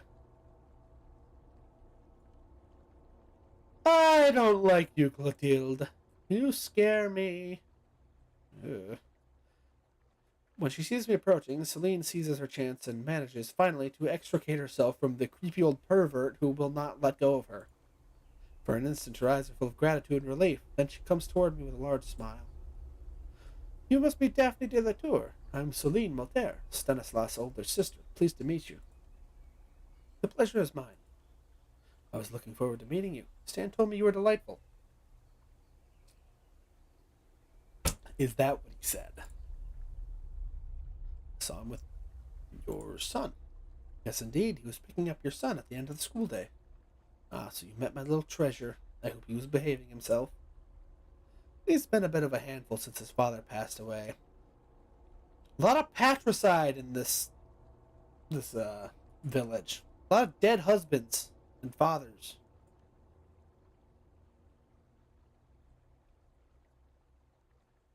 I'm sorry to hear that.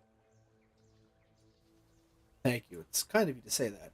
It's been hard, but it's starting to get easier one day at a time. And Stan's been fantastic. Kept me afloat during the hard times after the accident. He's taken such good care of his little nephew. Actually, he told me a lot about you. People sure seem to like doing that. Really? He told you about me? He did. I want to apologize for his behavior. I know what he can be like around women. He probably won't like me telling you this, but I think you made quite an impression on him. He's barking up the wrong tree. I'm afraid he's barking up the wrong tree. I'm sorry, but my heart's already taken. But of course, I'm telling you all this when I saw you arrive with your partner. Oh, sorry for putting you on the spot like that. It's a big sister thing. I just can't help myself. You know, he's never been lucky in love, and I don't know why, but I felt like it could have worked out with you. That's weird. Don't do that. She burst out. Oh, thank God. But enough about my brother. Tell me about yourself. What do you do for a living? How do you like it here in the village? We talked for a good 20 minutes. Celine seems kind and outgoing. I can't decide if it's not all just a front. Her attention seems to wander quite often, until without notice she disappears into the town hall, leaving me hanging. Okay, bye, bitch. What should I do next?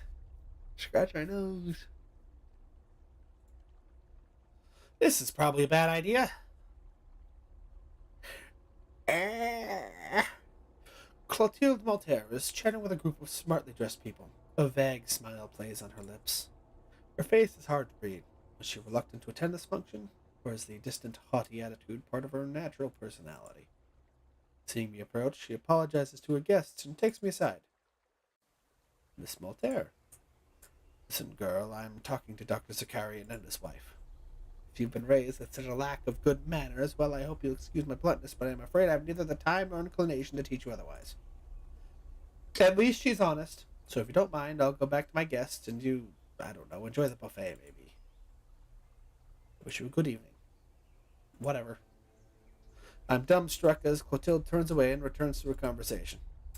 I hadn't imagined she'd be so hostile. There's a ripple in the crowd. The guests are gathering around a platform. I suppose the unveiling ceremony is about to begin. Someone is walking against the current, pushing through the crowd in my direction. Oh, God. Daphne? It's Stanislaus, carrying a glass of wine and looking rather drunk. God, I hope Frank punches him. You came! Great. Are you okay? Something tells me you've had a bit too much to drink, haven't you? Too much? No. It's just a small anesthetic to get through the old man's speech. Come with me. Your sister must be around here somewhere. I turn my back to him, looking for Celine, who should know what to do with her brother in this kind of situation. I barely have time when Stan twirls me back, pulling me against him. I look into his eyes, and I understand perfectly well what's about to happen. I'm trying to hold him back, but exhaling wine fumes in my face, his mouth pressed. Ew! Luckily, I'm saved by a rasping voice that stops Stanislaus in his tracks. Oh, isn't it enough for you that you corrupt our youth? Beatrice Levick stands next to us, glaring at me. Calm down, Miss Levick. I was just leaving. If you just... Beatrice doesn't let me finish my sentence, but throws the contents of her red wine in my face. That's for you, you filthy. Surprised by the attack, I take a step backward and stumble. I feel a sharp pain in my left hand. I feel my cheeks flushing. A ball of heat seems to be blazing inside my chest. Filthy what? Filthy witch? Is that what you wanted to say? Stanislaus helps me up, feeling something warm dripping down my finger, and realize I must have cut my hand when I fell. See, and now I'm injured. Are you happy? I'm a filthy witch. Oh, you shouldn't have done that. I curse you. You'll have to pay for what you've done to me tonight.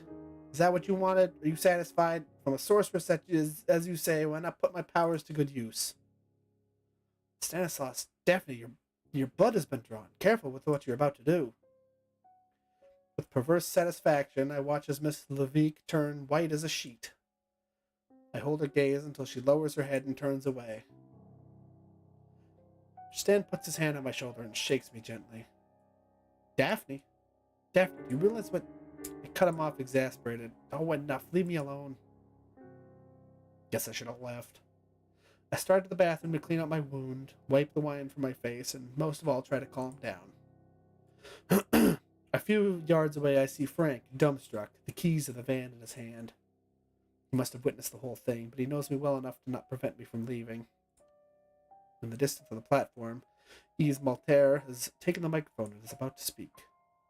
My dear friends and neighbors and fellow citizens,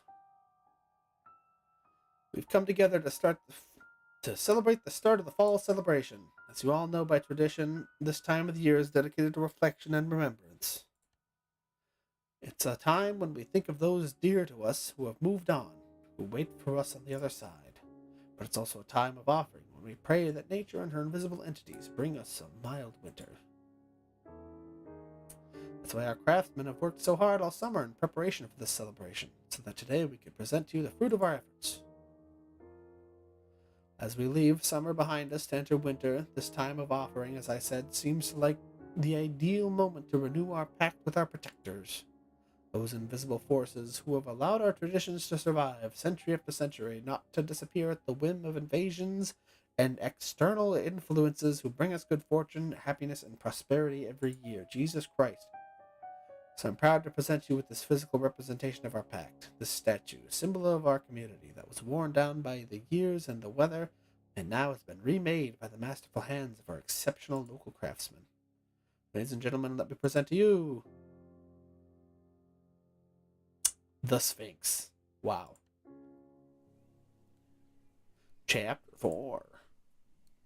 November. Jean Chastanet. She was transferred to intensive care last night. And she died this morning. The doctors did all they could, but they said our chances of survival were very slim. How did I get here? We're already well into November, yet I feel as though the cocktail party just happened yesterday. Are you fucking kidding me? I killed her? When Yves Montero unveiled the statue of the Sphinx that looks exactly like the one I saw in my dream, it was as though I was struck by lightning. There in front of me was confirmation of an intuition that's clung to me since I've arrived here at the village. The feeling that there was something somewhere that would give meaning to all this. Something that I grasped at, which slipped between my fingers like a trickle of water. Unfortunately, I was quickly caught up in everyday life. The term is already coming to an end. I'm buried beneath piles of papers to grade. Frank went back to the city 3 days ago. Ooh, he has to supervise some works there. He told me he'd be away until the end of the month at least. I was glad he came and told me after the cocktail party. After Stan, I was afraid that he'd be mad at me, but he had the decency not to bring it up. This long absence, though, is he perhaps thinking of leaving the village for good? And then Stan tried to call me. Or rather, my voicemail has been completely deluged with his messages. I was so angry at him, I must admit I deleted them without even listening. Miss de la Tour, are you all right? You look upset. What happened exactly? How did she get in the accident? Here's what her sister told me. Beatrice Levick took the cliff road to pick up her son, Jean-Baptiste, after a soccer game. The car seemed to have skidded on a patch of ice.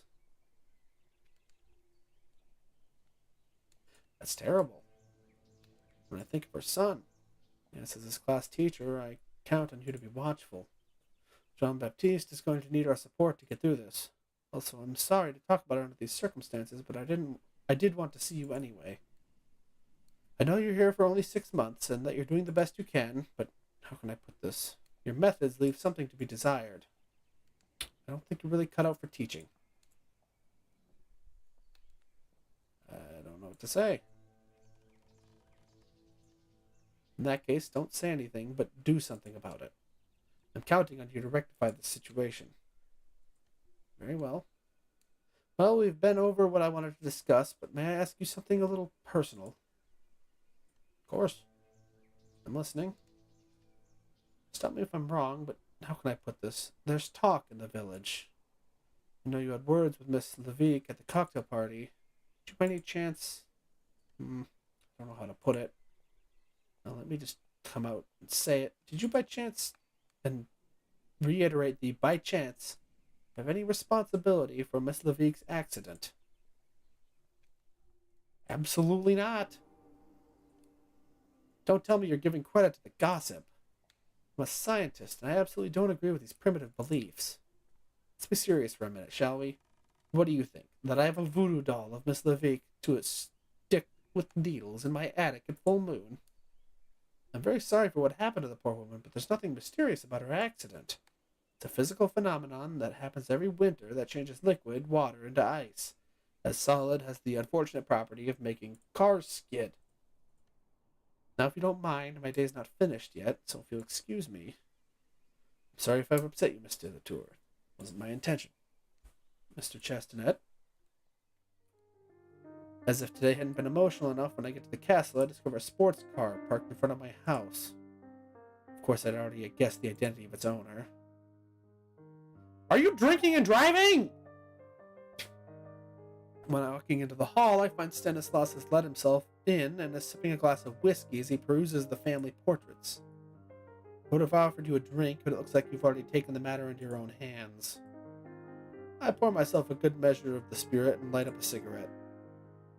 It was open, so I let myself in, and I am not sorry since you've kept me on tenterhooks for some time. I have already on my second refill. That school teachers finished work much earlier, don't they? I was held up. Daphne, we need to talk.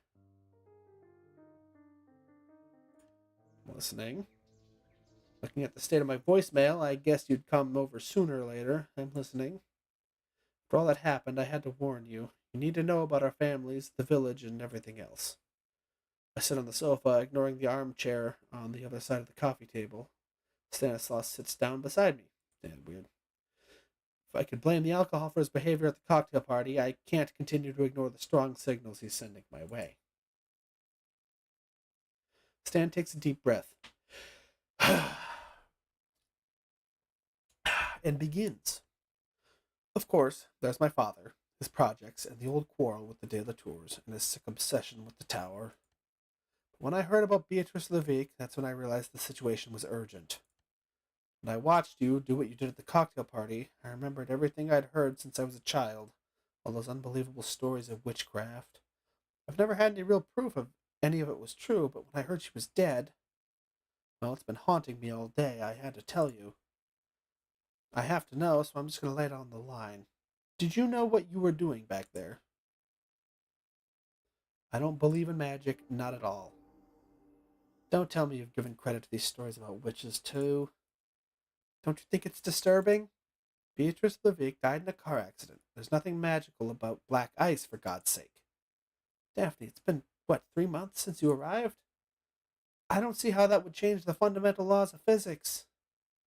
I was born here. I've been listening to these stories for 30 years. It's neither the first inexplicable accident nor the first strange coincidence I've encountered. Very well. Let's say, for the sake of argument, that I did curse Miss Levique. Do you realize that means I killed her? That's not what I'm saying. You didn't know what you were doing. Perhaps, but try to understand, this witchcraft stuff goes against everything I believe, and yet, if any of this is true, I'm responsible for the death of the mother of one of my students. I'm overwhelmed by emotion. I realize I've been holding back tears since the director broke the news to me. Ew. I burst into tears and Stan takes me in his arms. Gross. I let him. I'm torn by conflicted emotions. I think of Frank. He should be the one comforting me. Fuck, I should have left with Frank. I shouldn't let myself go like this, but strangely, I trust Stan. You shouldn't. Maybe I judged him a bit hastily. You didn't. He just tried to kiss you at a cocktail party. A few minutes later, I tremulously blink away the last tears.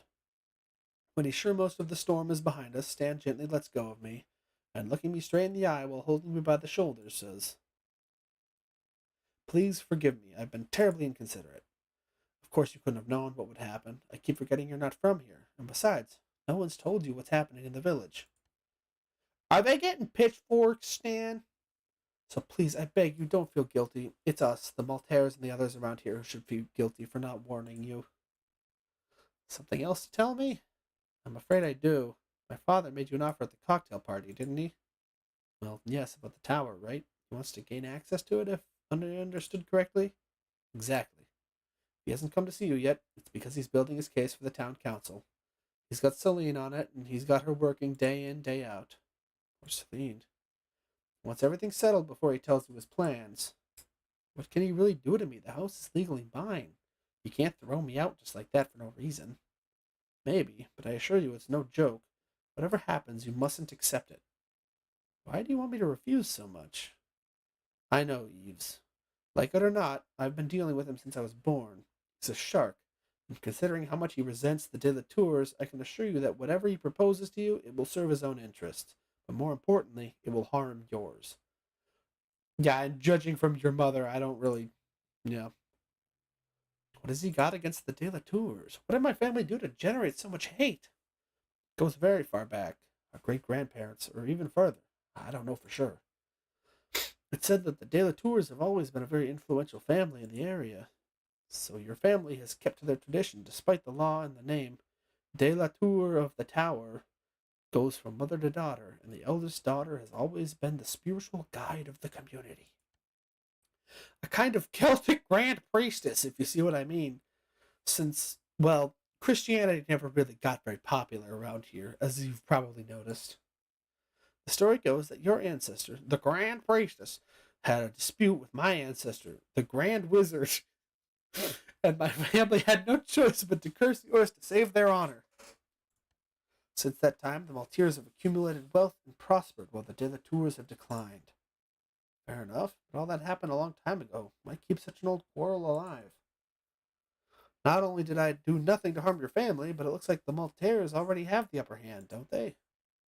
That's where the tower comes in. As I understand it, these blessings have a price, and my father wants to get into it to lift the curse that takes its toll on my family, too. The tower is the key to lifting the curse. But I can't let Eves get inside because he may want to harm me? Exactly. It may sound stupid, but I have to ask, do you know where the entrance to the tower is? No, but everyone in the village knows that it was condemned after the events that tore both our families apart. So why didn't anyone tell me? Don't judge the villagers too harshly. They're naturally suspicious, especially when it comes to us. No, I will judge them harshly. You fucking peasants. Should I brace myself for more revelations, or is that it? I guess I've told you most of it, the crux of the matter anyway. But you must have 1,000 questions.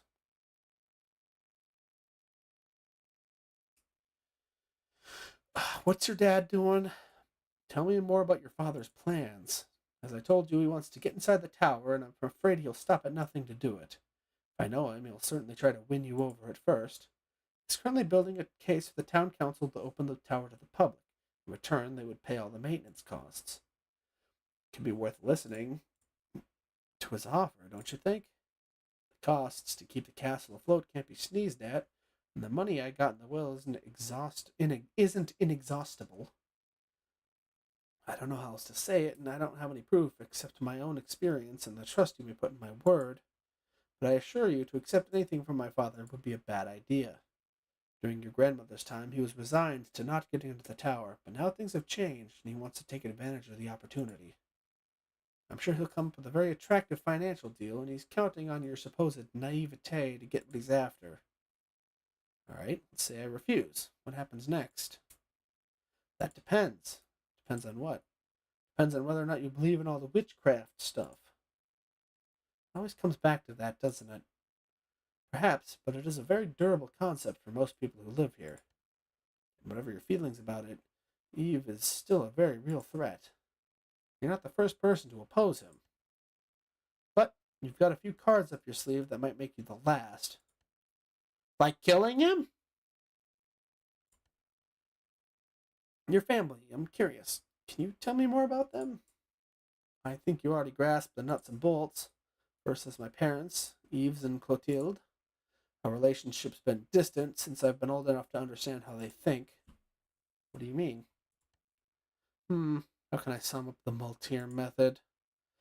I would say manipulation and extortion under the cover of good breeding, and if that doesn't work, then they throw money at the general direction of the problem until it's kind enough to disappear. Charming. But I'm asking myself, why would they stay in the village? I mean, with so much wealth, they could live anywhere, couldn't they? You mean somewhere less remote? You're not wrong, but don't forget they're very attached to the area with their beliefs. They're too much afraid of losing their advantages if they leave, I guess. But everything I tell you is only speculation. It was Eve or Eve, I can't remember. Nope, and we'll never know. Eve had very decided I wasn't fit to be the number one heir long before I was old enough for him to tell me any of their little secrets. And you? Haven't you ever thought about leaving? Of course I have, but Celine and her son are stuck here. I couldn't bring myself to leave them alone in the belly of the beast. Sure, that makes sense. Besides, I strongly suspect my father is to some degree responsible for the death of Celine's husband. Jesus Christ! A good accidental death, just the way he likes. Whether it's supernatural or not. Okay, so he probably killed that old lady that I quote-unquote cursed. Just to make it look bad. After all, seeing as his own son wasn't up to the task, he needed an heir to pass his fine values on to, right? But that's awful. Welcome to my world. Of course, I'm doing my best to protect Pierre from all this, but I'm afraid I'm fighting a losing battle. He adores his grandfather, of course, and with good reason. He can be a very charming guy when he wants to be. As for Solane, she's always been kept out of it. She's always been the perfect daughter, and my parents, with their traditional values, didn't have many ambitions for her. I think all they wanted for their daughter was a good marriage that would preferably help the family affairs. Stan stops talking, his eyes far away. I'm lost for words. Finally, he breaks the silence before it becomes awkward. Well, that's it. Now you know everything.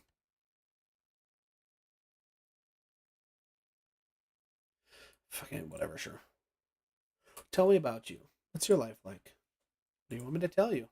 I don't know. What do you do with your days? Do you have ambitions? I can feel him closing up like an oyster. Without meaning to, I guess I've hit a sore spot. I'd like to be able to tell you I have an exciting and fulfilling life, but I'm afraid I'm just a lazy rich kid. I fail at everything I try, and it's not that I lack capabilities, I just don't apply myself enough, or at all, and that's probably worse. I'm not gonna hit on this guy. I tried to get into med school, but I didn't pass the exam. I tried law school, but I'm not as brilliant as my sister.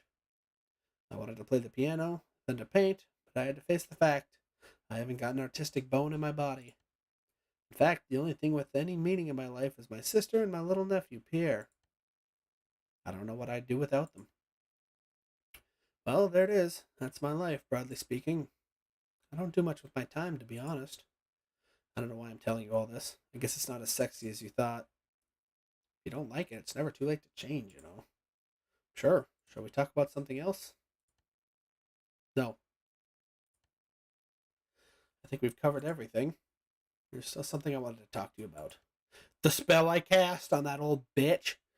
I fucking wasted her. I can see his eyes what kind of subject we're about to discuss. But wouldn't I be putting my chances to reconnect with Frank in jeopardy by getting involved with that? Yes! See him to the door! I know what you're about to say, but I thought I was clear. I'm sorry, but spare me the it's not you, it's me speech. I get it.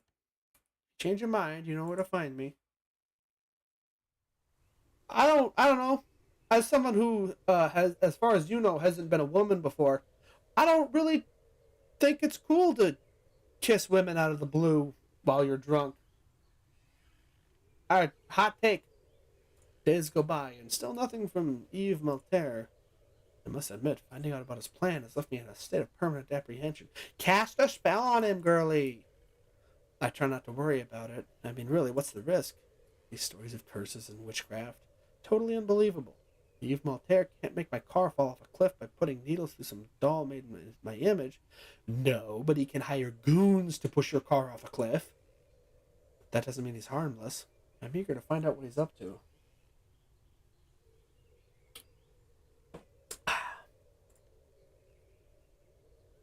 I've spoken to Frank on the phone a few times. He's helped me get my head straight, put everything into perspective. I must admit I miss him. He promised he would do his best to come back soon. He said he had news and that we would have to talk when he gets back. Knowing him, I'm not sure if I should be worried or excited.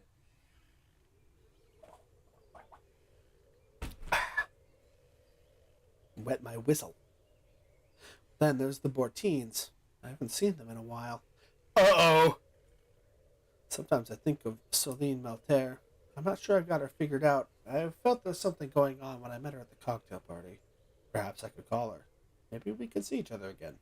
That sounds like a bad idea, because any details you give her, she's probably going to work into that fucking document she's working on. Go to the Bortines! When I knock on the lodge door, Miss Bortine answers. Oh, hello, miss. What brings you here? Looks as though she's put her knitting aside to greet me. Next to the fire in an armchair, I make out the silhouette of Mr. Bortine. He looks at me over his newspaper, the local news, and puffs on his pipe as I enter the room. He nods me a greeting. I've always wanted to smoke a pipe. Sounds kind of fun. I was just passing to see how you are. It's been a while since we saw each other. Yes, it has. Time flies. When my husband and I heard about Miss Levick, we felt terrible for the poor woman. Smells like another Maltaire trick, if you ask me. Okay, we're coming on a little strong there, Miss Bortine. Doesn't really make sense. Why would the Maltaires want to get rid of a housewife? Do you mean that you knew her, miss? Well, I wouldn't exactly say I knew her. She was the mother of one of my students, and she had... how should I put it? Let's say she had opinions about the de la Tours. Miss Bortine turns white. But, excuse me for putting this so bluntly, but did you curse the woman? Uh-oh. Before I have time to answer, she continues. Without wanting to, miss, how could you have known? Did you hear that, Gerard? We should have warned her. Mr. Bortine lays his newspaper down on his knees and regards us with a piercing gaze. We're piercing the gaze. Come on, Gilbert. You were saying just a couple nights ago that those stories were nothing but stories. If I'd known. You must realize that what you're saying isn't real, Miss Bertine. Curses. You can't make people have car accidents just like that with the power of the mind. I'm afraid you're wrong, miss. You don't know the village legends. So tell me, then. I get the feeling there are a lot of things I don't know about the village, my family, the Maltese, the tower, my taxes. Tell me about the legends. Tell me what you know about the tower and local legends. What do you want to know precisely? Yves Maltaire mentioned something about a sphinx and a druidess. Oh yes, that legend's very well known in the area. I think it's linked to the story of your family. You can see the sphinx symbol all over the village, and you are a descendant of the family whose job was to protect the tower and its contents. Come on, I'll show you. Miss Bertine puts on her coat and I follow her to the tower. She points out a shield with a coat of arms of the family carved into the outer wall. Where? See? I can clearly make out a tower surrounded by two sphinxi. We return without speaking to the lodge. Oh, that was easy. But this sphinx has nothing to do with Egypt. Looks more like the one from Greek mythology, doesn't it? Like the sphinx that protected Thebes. Thebes. The one who asked Oedipus the riddles. Ooh, Oedipus. My mind shaken, my soul confused. I'll have to bang my mom. Oh, well, that I couldn't say. A few years ago, Gerard and I were watching a documentary about Egypt on TV, and we said to ourselves, that looks like the statue in the village. I don't see how that's relevant, Miss Bertine. Do you remember, Gerard? You remember it was called Ancient Aliens? Mr. Bertine mutters something unintelligible up from his newspaper. Okay, that explains the Sphinx. Not really! What about the Druidess? Oh, well, that must have something to do with the stories about the tower. But I'm not sure I know much more. Tell me what you know. What they say is that the region is magical. It used to be a place of pilgrimage. In the old days, people came to be healed, or to join the festivities for the passing of the seasons. I couldn't tell you why, but the legends say that your ancestors used to perform miracles, like pushing old women off of cliff sides in their sedans. My ancestors, the De La Tours? Yes, the De La Tours, but this was before they built the De La Tower. I don't know what they were called back then. Probably just De La. Also, your family had a duty to protect the village, as the place was magical and attracted demons! And there were rituals to be performed. I fucking knew it! I knew there were gonna be demons! These were rituals to be performed so that the source of power wasn't polluted by these evil spirits. What the Christians? Grr, those nasty Christians! Except unironically, colonized the country, the region closed in on itself. The villagers built the tower over the source to keep it secret, and the village became a place of remembrance. I didn't know this period. It was long before I was born. It was my grandmother who told me the stories of before the Maltese arrived. What happened? What have the Maltese got to do with all this? It began with Yves' grandfather, old Gustave Maltaire. When he was a child, the De La Tours fostered him at the castle because he had a gift for miracles. He was an orphan from a family of marsh folk. Bro, you can't call them marsh folk. To be fostered like that was very lucky for him, but apparently it wasn't enough. He wanted more. I knew him a little. He was already an old man, but he was a difficult character. I remember he used to give me the creeps when I was a girl. Anyway, it's since then that the Maltese began to amass their fortune. That's when the accidents started to happen. If anyone went against the Maltese, something bad happened to them, every time. And then the De La Tours began to wither away. In the end, there was only your grandmother left, and then you came. Why didn't you tell me all this before? You came from the city. You didn't know anything about all this. If we told you about the spirits of the forest or magical sources, what would you have thought? And we thought it was just old stories. We weren't born in the time of miracles, and we don't know much anyway, my husband and I. Okay. Tell me what you know about this so-called curse. I can't tell you much about this, miss. The De La Tours were known to be miracle makers, but it's been a long time since anything like that has happened. It hasn't been in my lifetime, but in the old days they used to say that your family had a gift. Can you tell me what happened, with Miss Levick? Maybe it will jog my memory. It must have been the words you said without realizing, and the wound. That must have been what at least the spell. Lightning bolt! Spell of Pushkar off cliff. But no way. I refuse to believe that uttering some words, any words, could have the consequence of killing someone. Do you realize what you're suggesting? It's a shame your grandmother's no longer with us. She would have explained everything to you. Yes, I guess I'd have liked to have the manual on what not to say to not kill your neighbors. And yet I still think that maybe it's a Maltier trick. That's that one. That one. That would be pretty twisted, don't you think? Probably not that out of line. Oh well, nothing would surprise me with those lowlifes. By the way, Gerard saw the Maltier boy's car in the yard the other day, didn't you, Gerard? I hope he wasn't bothering you. Yes, he did drop in, but don't worry, he behaved himself. Ah, I'm glad to hear that. If he bothers you, just give us a call and we'll shoot him. Gerard has been looking for an excuse to shoot him. Oh, that's actually what it says. Looking for an excuse to put a cartridge in that one's rear for a long time. Thank you, but I don't think that will be necessary. Wrong. Alakablam.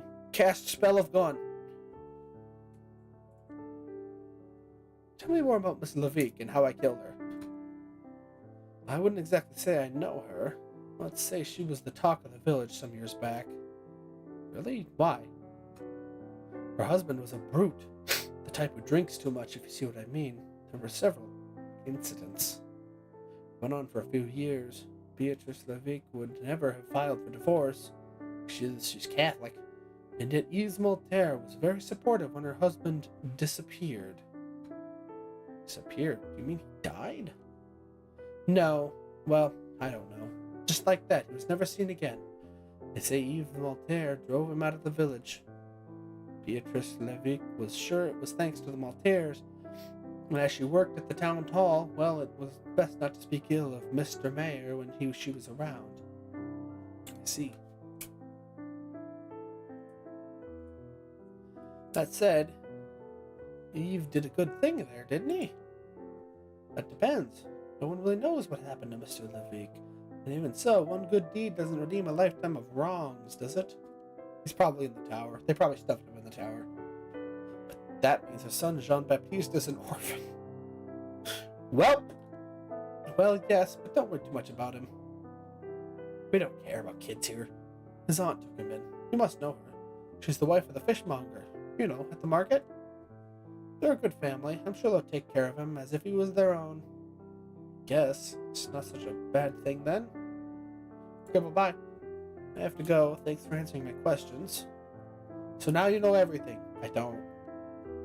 Well, Gerard, we told her everything, didn't we? My wife and I were just the wardens. We're never in the know. Your grandmother, she could have told you. Warned you. Well, my mother apparently did. I have to know more. Who else can give me answers? There's only the Maltaires who might know more, and yet Yves would know for sure, but I'm not sure even his wife or his children are in his confidence. Surely there's somebody else, isn't there? Ask the Sphinx. There's Sophie, your mother. She's the last De La Tour to know the secrets. I don't want to do either of these things. I really don't think talking to Celine is a good idea. Also, how do I quit this game? I'm gonna call it there because it has been 2.5 hours straight of reading, which is, I might just keep going with this tomorrow instead of starting Bionicle. I might give that another week to marinate, just because it's a lot of reading in a row, and you know people are probably getting bored. I hope that saved my fucking game. Oh, thank God. Oh, I have another game. Okay. Oh, not yet. I will probably be back at some point this week. I need to pick a day to draw with Burner. I am an asshole and I keep forgetting to do that. Other than that, it should be a pretty standard week. Hopefully I can start earlier tomorrow to put this in the ground, just like Mrs. Levique. Who's online?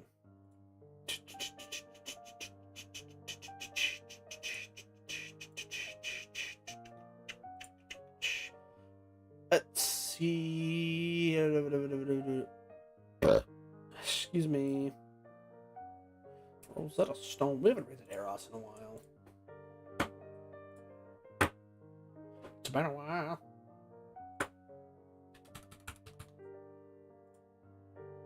Alright. YouTube people, you don't exist. So, I will not bother rating you somewhere. I'll see you tomorrow. Get out of here.